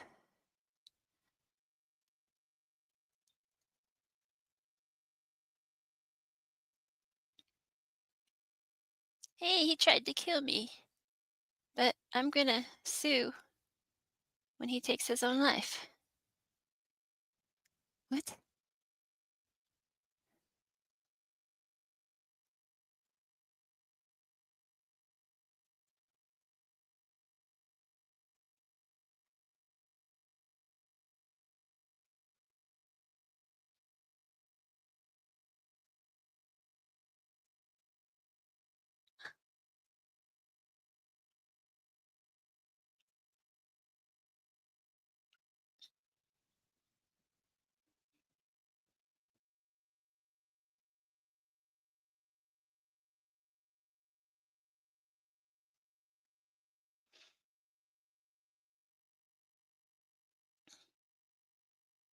Here, I can. And my phone died in the midst of our conversation. So I'm going to hear about that. Okay. Uh-oh. You're in trouble. So 2 years ago, James McCauley hanged himself in the Dauphin County prison where he was being held on charges that he had tried to hire someone to kill his wife. Now that same wife is suing the county in federal court, claiming that county officials violated his rights by not preventing him from committing suicide. Okay. She's seeking more than $150,000 in damages in her complaint filed in U.S. Middle District Court in Harrisburg. She contends that prison staffers were deliberately indifferent to the fate of her 45-year-old husband and didn't successfully monitor him as he sat in a cell in lieu of a $2 million. He tried to kill you, woman. Right? Why do you care at this point? They should have realized he posed a serious risk of suicide, she claims. It says that he was found unresponsive in his cell 12 days after his arrest. Linda McCauley claims that he had been uttering repeated threats that he was going to kill himself. He also had been assessed as a suicide risk when he was admitted to the prison, and staffers were under orders to monitor him every 15 minutes. He tried to kill you. She contends that when he hanged himself with the sheet early in the morning of March 21st, her husband had not been monitored for 29-minute stretch. Linda McCauley claims prison records were altered to try to hide that alleged lapse in the monitoring. Well, of course, typical with that kind of stuff. It's the same type of a situation that Willie went through, sadly. Said 4 days, or McCauley was arrested 4 days after contacting an acquaintance and asking that person if he knew any contract killers. That acquaintance, who apparently informed police, gave McCauley a phone number. The investigators said McCauley called that number and sought to strike a deal to have his wife killed for $5,000. $5,000. That's all that costs nowadays, huh? This guy seems kind of like, wow. So McCauley gave the purported killer a photo of his wife and a list of places she was likely to be found. The detective said McCauley was found dead hours before he was scheduled to have his preliminary hearing in his criminal case.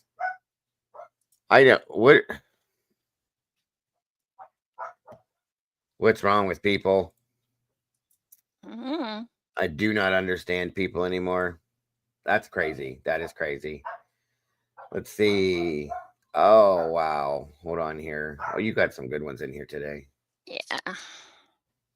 What the hell? Oh, yeah, this one was kind of funny. Check this one out, you guys. Quiet down, Dust Mop. Dog doesn't even have a real bark. Poor baby. Missouri man. Only in Missouri. You gotta love it. Walks into a county jail posing as a deputy and immediately gets arrested. You think? Would you say, Alicia? We don't really know the circumstances as to why he did what he did to her. Could have, well, I mean, yeah. Considering that he took his own life, it really could have been, but it's still a little. That could explain why she's standing up for him in that sense. So yeah, that could make maybe. Yeah. Could make some. It's still wild to hear, you know. Chad Michael Gosney said he was there to pick up an inmate and really thought they were going to fall for this. Jefferson County man was charged Thursday after sheriff deputies said that he walked into the jail, Sallyport, claimed to be an officer there to pick up. Hold on, you guys.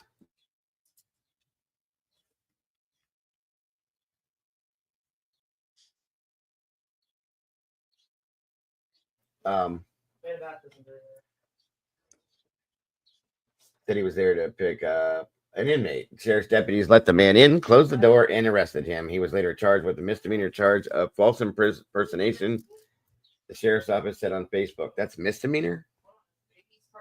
I would have thought that would have been a felony. I don't know. The man was identified in the court documents as Chad Michael Gosney of DeSoto. He's being held on $10,000 cash bail. Officials said they do not believe the person Gosney claimed to be at the jail to pick up had asked to be let out. Jesus Christ. I don't even know how these people, like, how do people think like this? You know what I mean? How do you not realize this is not going to work? I'm going to get caught. I don't get it. I just don't get it. Let's see. Oh, we got another inmate situation here. What's this one here? Oh, they're all inmate situations. This is crazy here. These things exist in real life. That's the thing that kills me with this sometimes. These things really happen. All right, let's see here. Something interesting showed up on the body scan of an Alabama inmate. Yes, we have just as many questions as you do, the sheriff's department said in a Facebook post. I'll bet. In Decatur, Alabama, here's some advice from the Morgan County Sheriff's Department. Don't swallow ammunition before getting arrested. What? Oh, my God. It's a bullet. Oh, wow. How stupid can you be? Yes, we have a scan of an inmate going through processing at the Morgan County Jail showed that they had swallowed a shotgun shell believed to be a .410. What? Yes, we have as many questions as you, the sheriff's department said in Facebook. Inmates routinely go through the body scanner prior to checking into the jail, they added. That's it. That's a shotgun shell, you guys. Who the hell? How could you do that? I don't know. Shotgun shells aren't tiny little things. They're wow. This was in Decatur, Alabama. It's where my wife's from, right around that area. Interesting. Another crazy person. These inmates do some stupid shit. I'll say that much. Why? Maybe he Oh, was being questioned for murder and just. I mean, what did he think he was going to use it in prison, or he was going to come out the other end or Gonna something? hide the evidence? I don't know. Yeah, that's what I'm saying. A shotgun shell's not real small. No. And they don't bend. So how did you get it down your throat? That's my thing. It's kind of crazy. Oh my God. People are strange when you're a stranger. Yes. Police drug-filled tennis balls were on their way to South Carolina prison.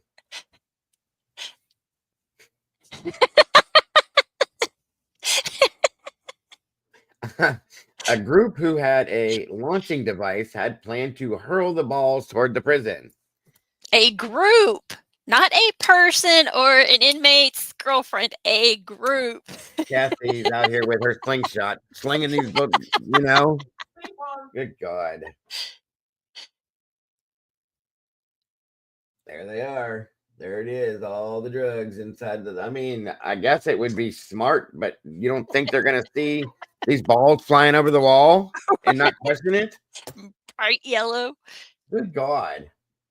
Pageland, South Carolina. This is down in Miss Sherry's country. Tennis balls were stuffed with drugs and heading to a prison's grounds, South Carolina officials said. A group, like Mom Bear said, not a person, but a group, who had a launching device had planned to hurl the balls toward a prison, according to Pageland Police Department. But that scheme was derailed when officers stopped a car that was bound for the detention center, police said Wednesday in a news release. Upon further investigation, officers located a launcher with canisters, tennis balls that were cut, that contained tobacco and green leafy substance, and a Fruity Pebbles covered ball of THC. What?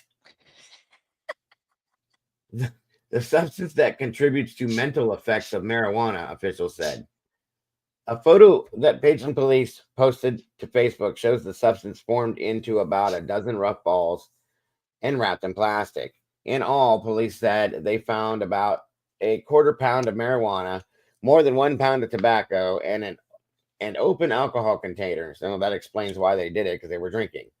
3 people were arrested in connection with the case, though police in a Facebook post didn't list attorneys for them, because no attorney is going to support somebody like that, I'm sure.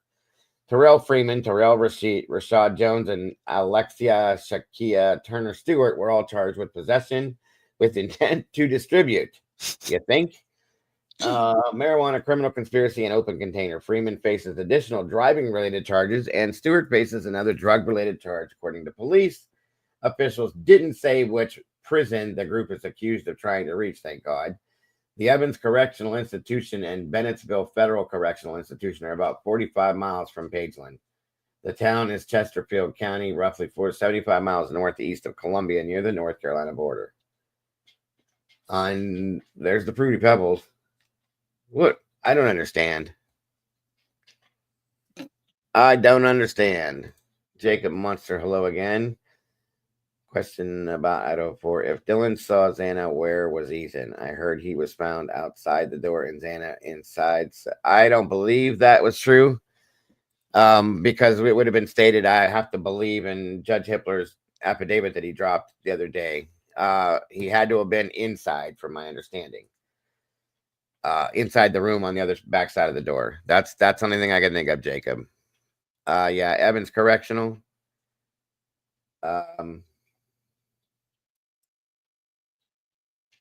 The Evans Correctional Institution and Bennettsville Federal Correctional are 45 from Pageland. Gotcha. Rednecks and hillbillies. Thank you. I mean, there you go. It is what it is, I guess. So be it. Now, that'll do it for the stupid criminals of the day, guys. Thanks to Mama Bear for bringing those to us, and I am. Oh, you didn't do the floored. sporks. You got to find the sporks. Oh, there's one more. Okay, hold on. Sardine. 1 minute here. Where is it? Oh my God, are you serious?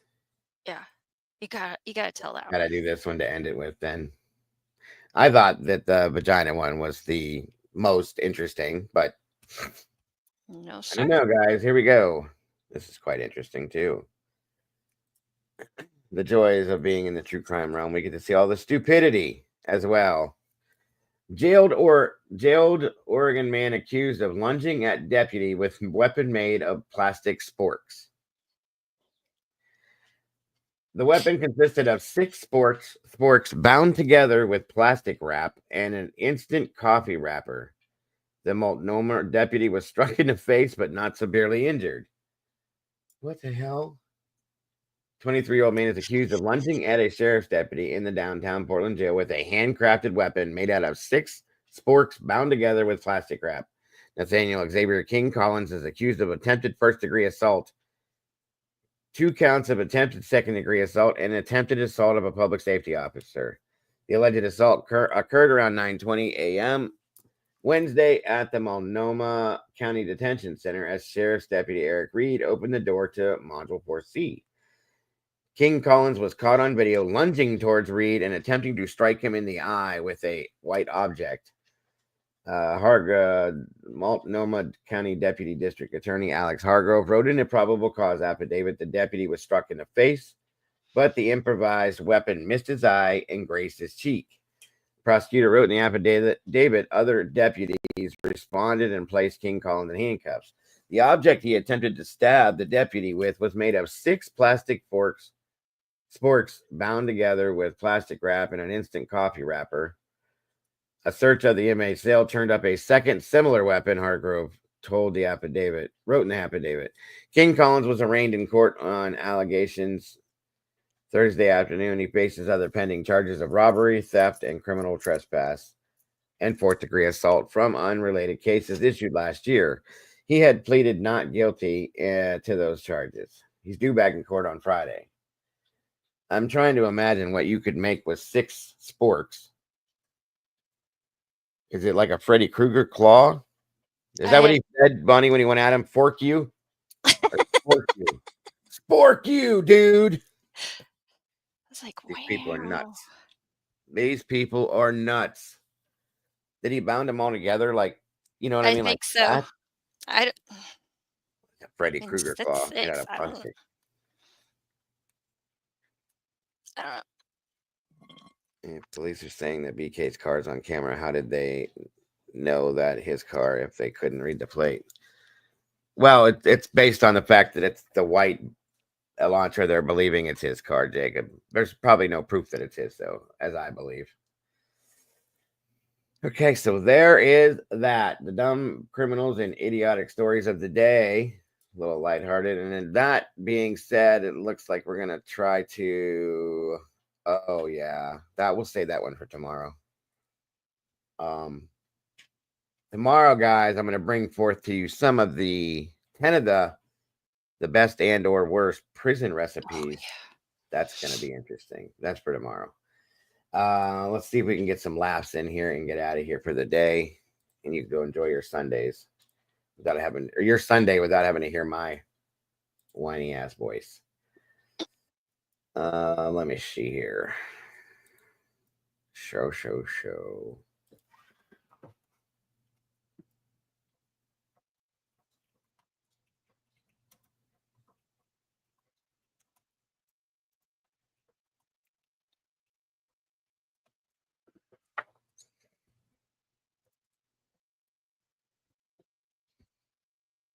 Let me see.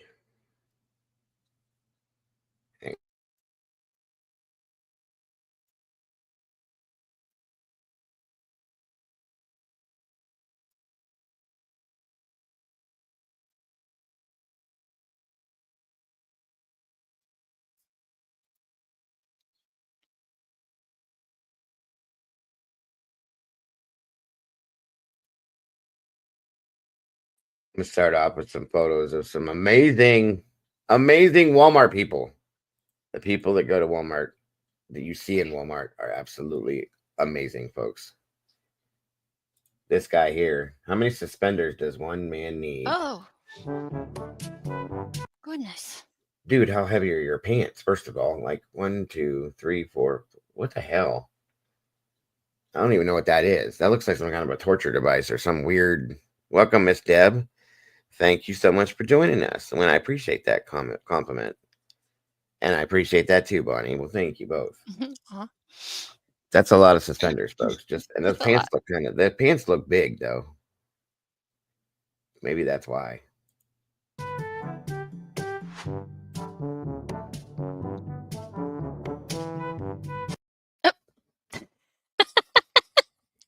Why would you spend money to do that? I mean, I really had to look at that at first, but that's insane. That had to cost you some money.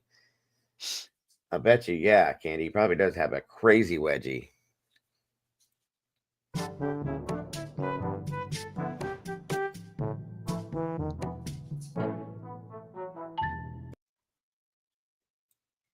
Not at Walmart, but he has a lot of Walmart energy. As a February guy, I only trust someone who can see their things on. What the hell? Leave sorrow behind, my smile. You have a whole story on your back of your jacket. I can't hardly read it all. Sorry. Yeah.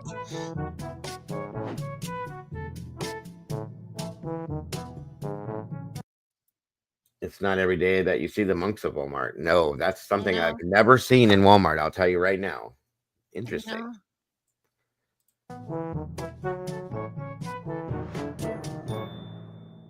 I see birds in there all the time. Same here. Jeez Louise. This hidden gem I found at my local Walmart. That's a sexy truck there. And it's got some kind of an anime thing on the hood. Yeah, that's something I'd be proud to drive around. Right.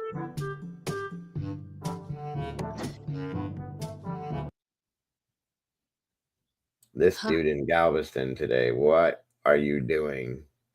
Is he dressing or undressing in the Tupperware aisle? This is down in Texas with you guys. Come on now. Oh my Deal god. here.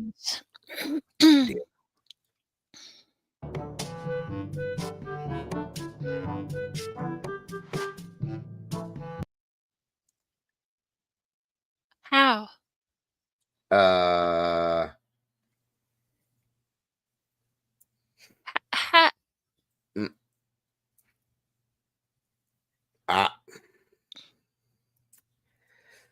I'm gonna tell you right now, I've been on a lot of accident scenes, okay? I've never seen a car with a kickstand before. How did you do this? Unless he was driving on two wheels and pulled up on there to try to park just right. How do you do this? You'd have to get airborne a little bit, I would think, to be able to do that. Alicia just said that happened at her Walmart too. What? The car thing? The same thing? How? I mean, he's going back to bed. Went right over the pole. Yeah, this is too much. I'm going back to bed. That's great. I mean, how do you do that, I mean, though? I guess. Not paying attention. How do you drive up on it, though, is what I'm saying, to get the If car. your tire hit it just right, it would maybe. I don't know. Okay. It is. This is. Yep, she said this must be Texas. It could be. Makes sense. We've seen Tomboy drive, so it makes sense. That's all I'm saying. I don't know if it was already kind of leaning and your tire caught it, and I don't know. I guess, but it doesn't. Speed. Oh yeah, you had to have been speeding and then maybe drove the wheel up the pole, and yeah, that would make some sense. But damn. Milkman. Oh no. I don't know that I would want that on my car. Right. There'd be too many other. Nah, I'm good. It says, hey, look, it's all of our dads. Nice.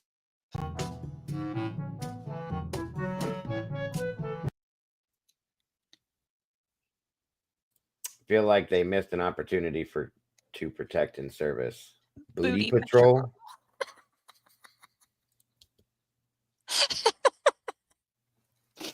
Willie, I found your patrol car. I found Mikey. I found your patrol car. Oh, she watched it. They were flying and tried to turn. No way. And it went right up on the post, huh? Good to see you, Willows. I'm just now tuning and watching from the start. Oh, yes, it is very sad. Very sad. That's why we're watching these things here, to try to break our minds from such horrible stuff. Wonderful to have you here, Willows.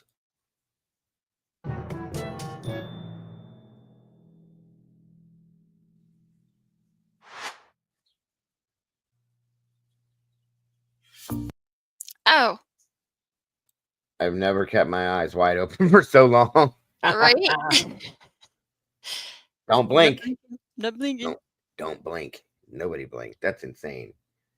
I think I would have to ask him to leave the store.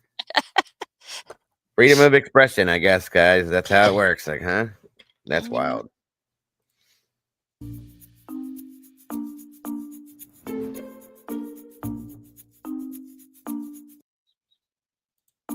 Kangaroo. Ontario. My brother spotted a kangaroo in Ontario. Okay. That's a Joey. The baby kangaroo. Interesting. In a drive-through. Oh boy. That would definitely catch my attention. Yeah. So a staring contest is out of the question. Yeah, probably.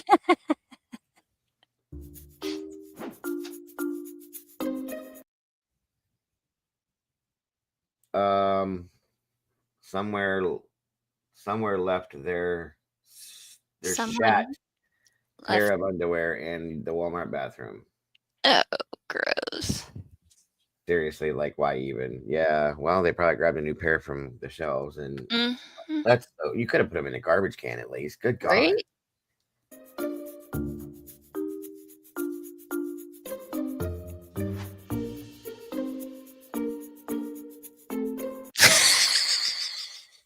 Someone thought antibiotic free meant that it belongs in the. You left your chicken thighs. Good Lord. Exactly, Alicia. My son works at Wally World, and someone drove this to his stores yesterday. I mean, listen. I have one of these too, and they're better on gas than some cars are. And depending on how far they live, maybe. I don't know. I'd probably do it. I drove mine to the gas station down the road when I lived in the city once, which was 2 blocks, but still.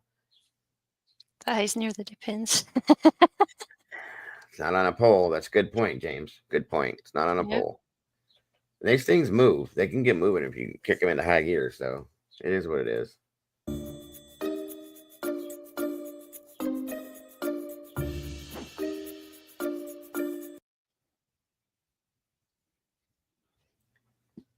Maserati with black suede in the parking lot. Are you serious? That black suede on the outside. Why? Why? You can see it. Why? How would you clean this? And what about rain and snow and Get you some suede protectant. Waterproof it. You're gonna wash your car with mink oil? I don't even want to know. Forrest is watching a video and it had the music from your intro in it, and you got Aw. Cute. Cute. I love it. That's Light.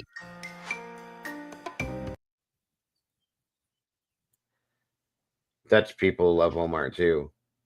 I mean, Is what that the hell? diapers? That looks like beer. I see pack of diapers there. Aren't those bottles sticking out of that? I can't tell. It looks like it. If it is, that's a lot of beer. Or a And the lot of baby's on diapers top. for one baby.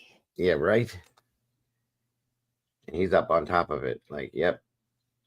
We went to Walmart.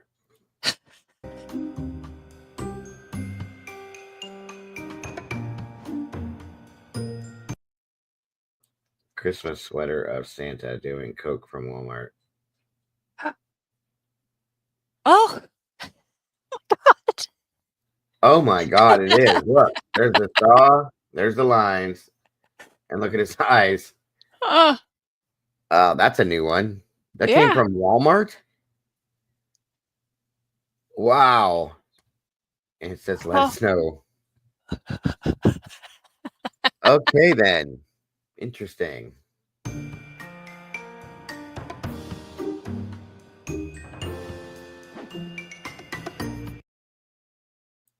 If you can see my feet, we are not far enough apart. With your box of Cookie Crisp. He had he had the straw in his hand too.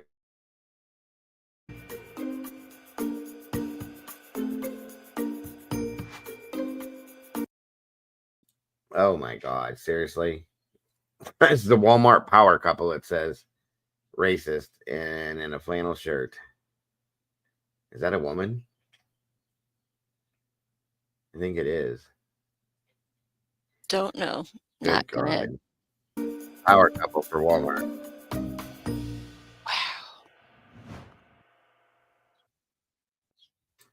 Someone got hired to do a job. Please wait here. Associate will call when they're ready. We want to ensure all customers have their privacy. That's hilarious. Someone got hired to do a job, right? Right. That looked like Joe Dirt. Exactly. License plate says Euro Trash on their Euro outlet. trash. Good God.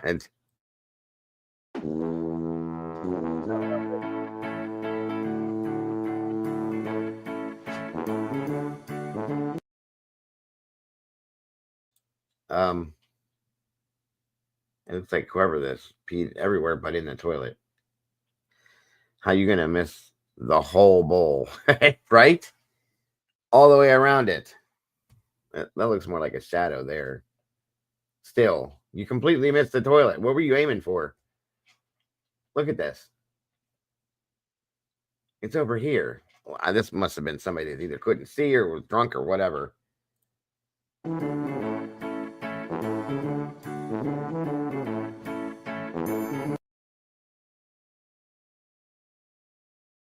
This is here. We have a car just like this here where I live at that has all these sayings on top of the car. He used to have a truck, and he blocked all these things and put all these biblical sayings on his vehicle. Same car here too. I don't know if it's this one, but I've seen the same thing done. Wow. On outside of Walmart. Surprise. Wow.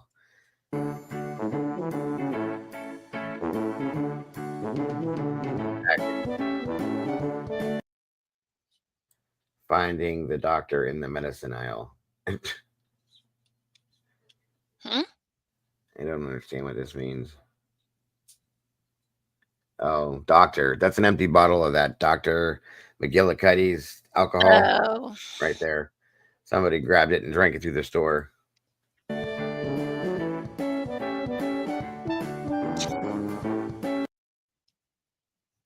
Oh, yeah. Grandma. Oh, Granny. You're flaming hot, Granny. That's so scary.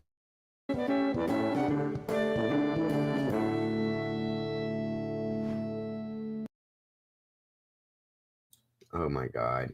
iTap of love in a Walmart. Somebody for everybody. It's all matters.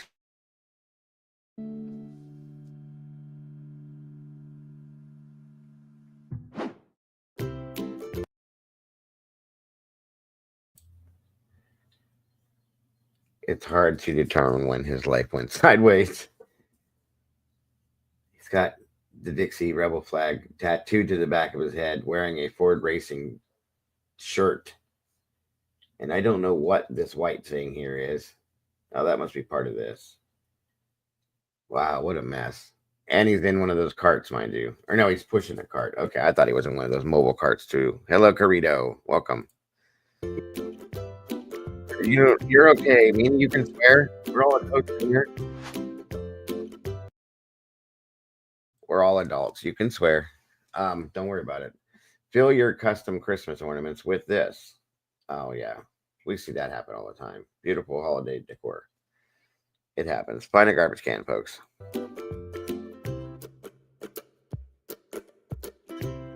Almost back.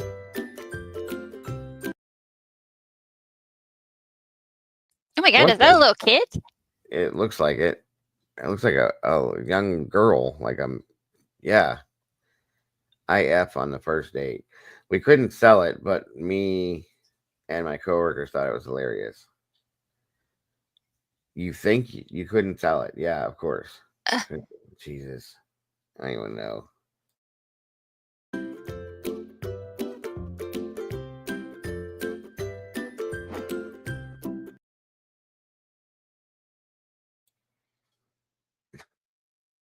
There's a chicken bone laying on a shelf.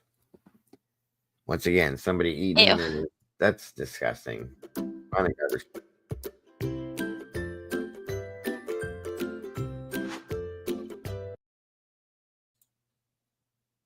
Why are people so lazy? They could have easily taken it back in, yet they chose to leave it where I had to turn. I hate when people do that too. Maybe the battery died. That could be too. It does happen. Thank you, Meanie. I appreciate that, but just know it's okay. You're allowed to speak how you should in here, or how you feel in here.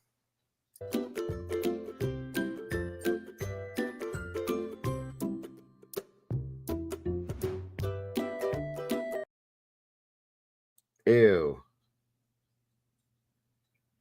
Vienna sausage. Found this just sitting on a shelf. What happened to the stock people? They don't check these shelves. That's gross.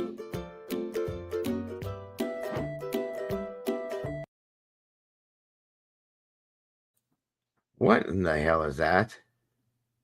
Like one giant dreadlock? That's what that looks like. Just one big, massive dreadlock. It looks like a giant turd. Something's wrong with that picture. Can you actually even do that?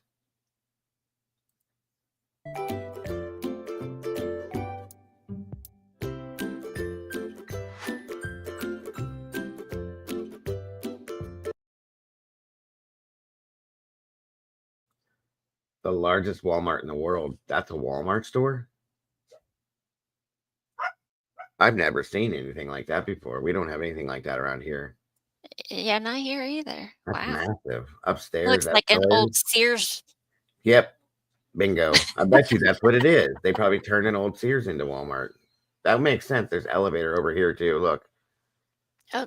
You got elevators in Walmart. How about that? Or put a Walmart in like a mall. Right. It looks like.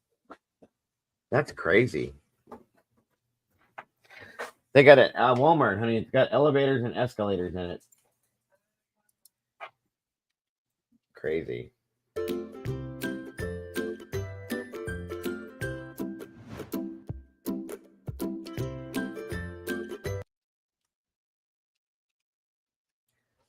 Spotted this gem. Oklahoma. What does it say back there? Just the tip. Oh, Jesus. Okay. Oh.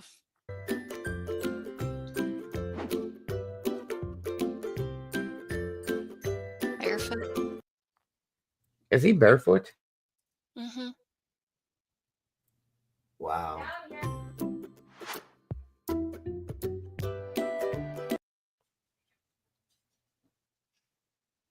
What in the hell was 129 now? No, it's 9. I don't know. Can't tell. $97 maybe. Hard to tell. That's obviously probably a misprint then. Chia lamp.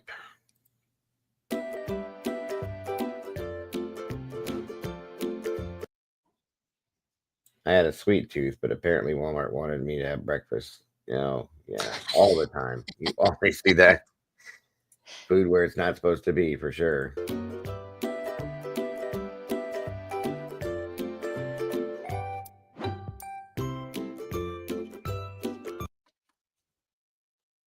Save me, G-Bus. What in the heck is that? It looks like it could be a Mercedes. There's a big old spare tire in the bumper. Wow. Yeah.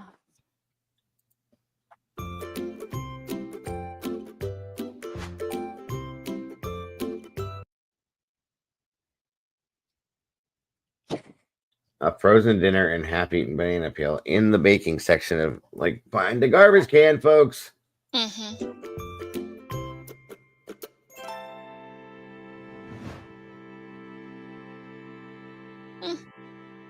I'd like to wear that shirt every now and again. Just saying.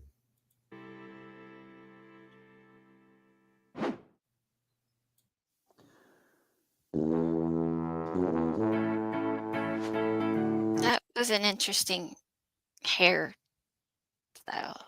Something. What is up with her hair? Did she paint it on? I Somebody don't help know. me. Please help me with this. What is this? It looks like some form of a mullet where it's like plastered to her head. It's like got this straight cut over Yeah. the ear. Oh, I don't know. Oh, I'm sorry, hon. I hope you have a better day.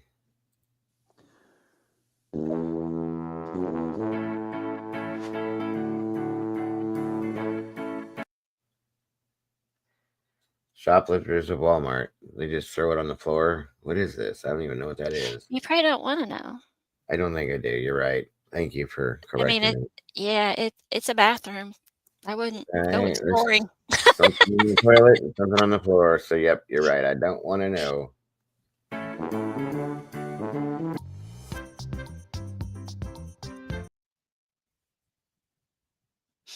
All right, guys, that's going to do it for today. Been here going on 4 hours. So Mhm.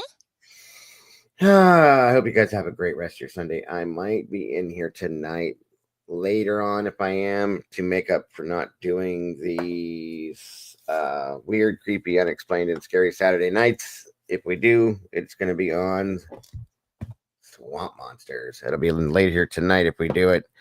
We had such a long show yesterday, I couldn't bring myself in here to do it because I fell asleep almost immediately. So I will be, no promises, because I don't like to do that. Is that, yeah, that is a picture of me, you guys. See? You see it right here? Hmm? That's me. Oh, I was like, what? Yeah, you like that? Definitely me. Oh, what the hell? Oh, forget it. It's not even worth trying. Anyway. No, Mons will jump into the voice thing for a few after this. And then just a few. And then out to the yard I go. But I may make it in here tonight to do this tonight. So if we do cover it, we're going to be looking into swamp monsters and such things such as. So thank you guys so much for joining us today. I hope you have a great rest of your Sunday. Again, Mama Bear, it's great to have you back today. Thank you for joining us. Yep. Please, guys, make sure to hit the like button on Mama Bear's side before you take off. Blue Crew, thank you so much for being here. Couldn't do it without you. Appreciate you very much. And everybody else in chat, God bless, guys. I appreciate you. Miss Noel, thank you so much for your donations today. That was absolutely amazing. God bless. So generous. And thank you so much. Everybody else, don't forget to love yourselves, love each other. Don't change a thing. You guys are the beautiful people. We love and appreciate you so very much. And we will see you guys very soon. Bye-bye. Bye, guys. I will see you later. Noel, thank you so much, hun. It's much appreciated. And I will see you guys soon. Life's a journey, let's make every moment shine. Together we share, our hearts so intertwined. Each time you tune in, we're dancing in sync. With every story told, just let your soul think. A little laughter, some love, we're flying high. As we wrap up this episode, it's not goodbye. News on the airwaves, spreading joy and cheer. Thanks for being with us, we'll see you right here. Kick back, take a breath, leave your worries behind. This podcast is magic, a treasure you'll find. With every moment shared, we light up the way. Join us next time for more laughs and play. A little laughter, some love, we're flying high. As we wrap up this episode, it's not goodbye. News on the airwaves, spreading joy and cheer. Thanks for being with us, we'll see you right here. Kick back, take a breath, leave your worries behind. This podcast is magic, a treasure you'll find. With every moment shared, we light up the way. Join us next time for more laughs and play. So hit that subscribe, keep the vibe alive. We're riding this wave and it's set to thrive. With smiles all around, let's seize the day. In this podcast family, worries drift away. A little laughter, some love, we're flying high.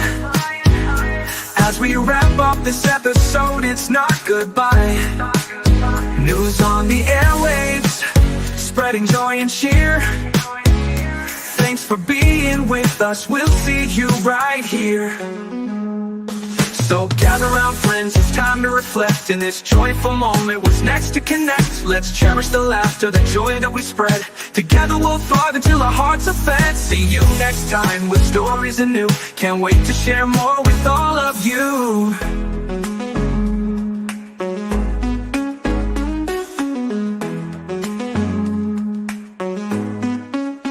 So hit that subscribe, keep the vibe alive. We're riding this wave and it's set to thrive. With smiles all around, let's seize the day. In this podcast family, worries drift away. So hit that subscribe, keep the vibe alive. We're riding this wave and it's set to thrive. With smiles all around, let's seize the day. In this podcast family, worries drift away. So gather round friends, it's time to reflect. In this joyful moment, what's next to connect? Let's cherish the laughter, the joy that we spread. Together we'll thrive until our hearts are fed. See you next time with stories anew. Can't wait to share more with all of you. See you next time with stories anew.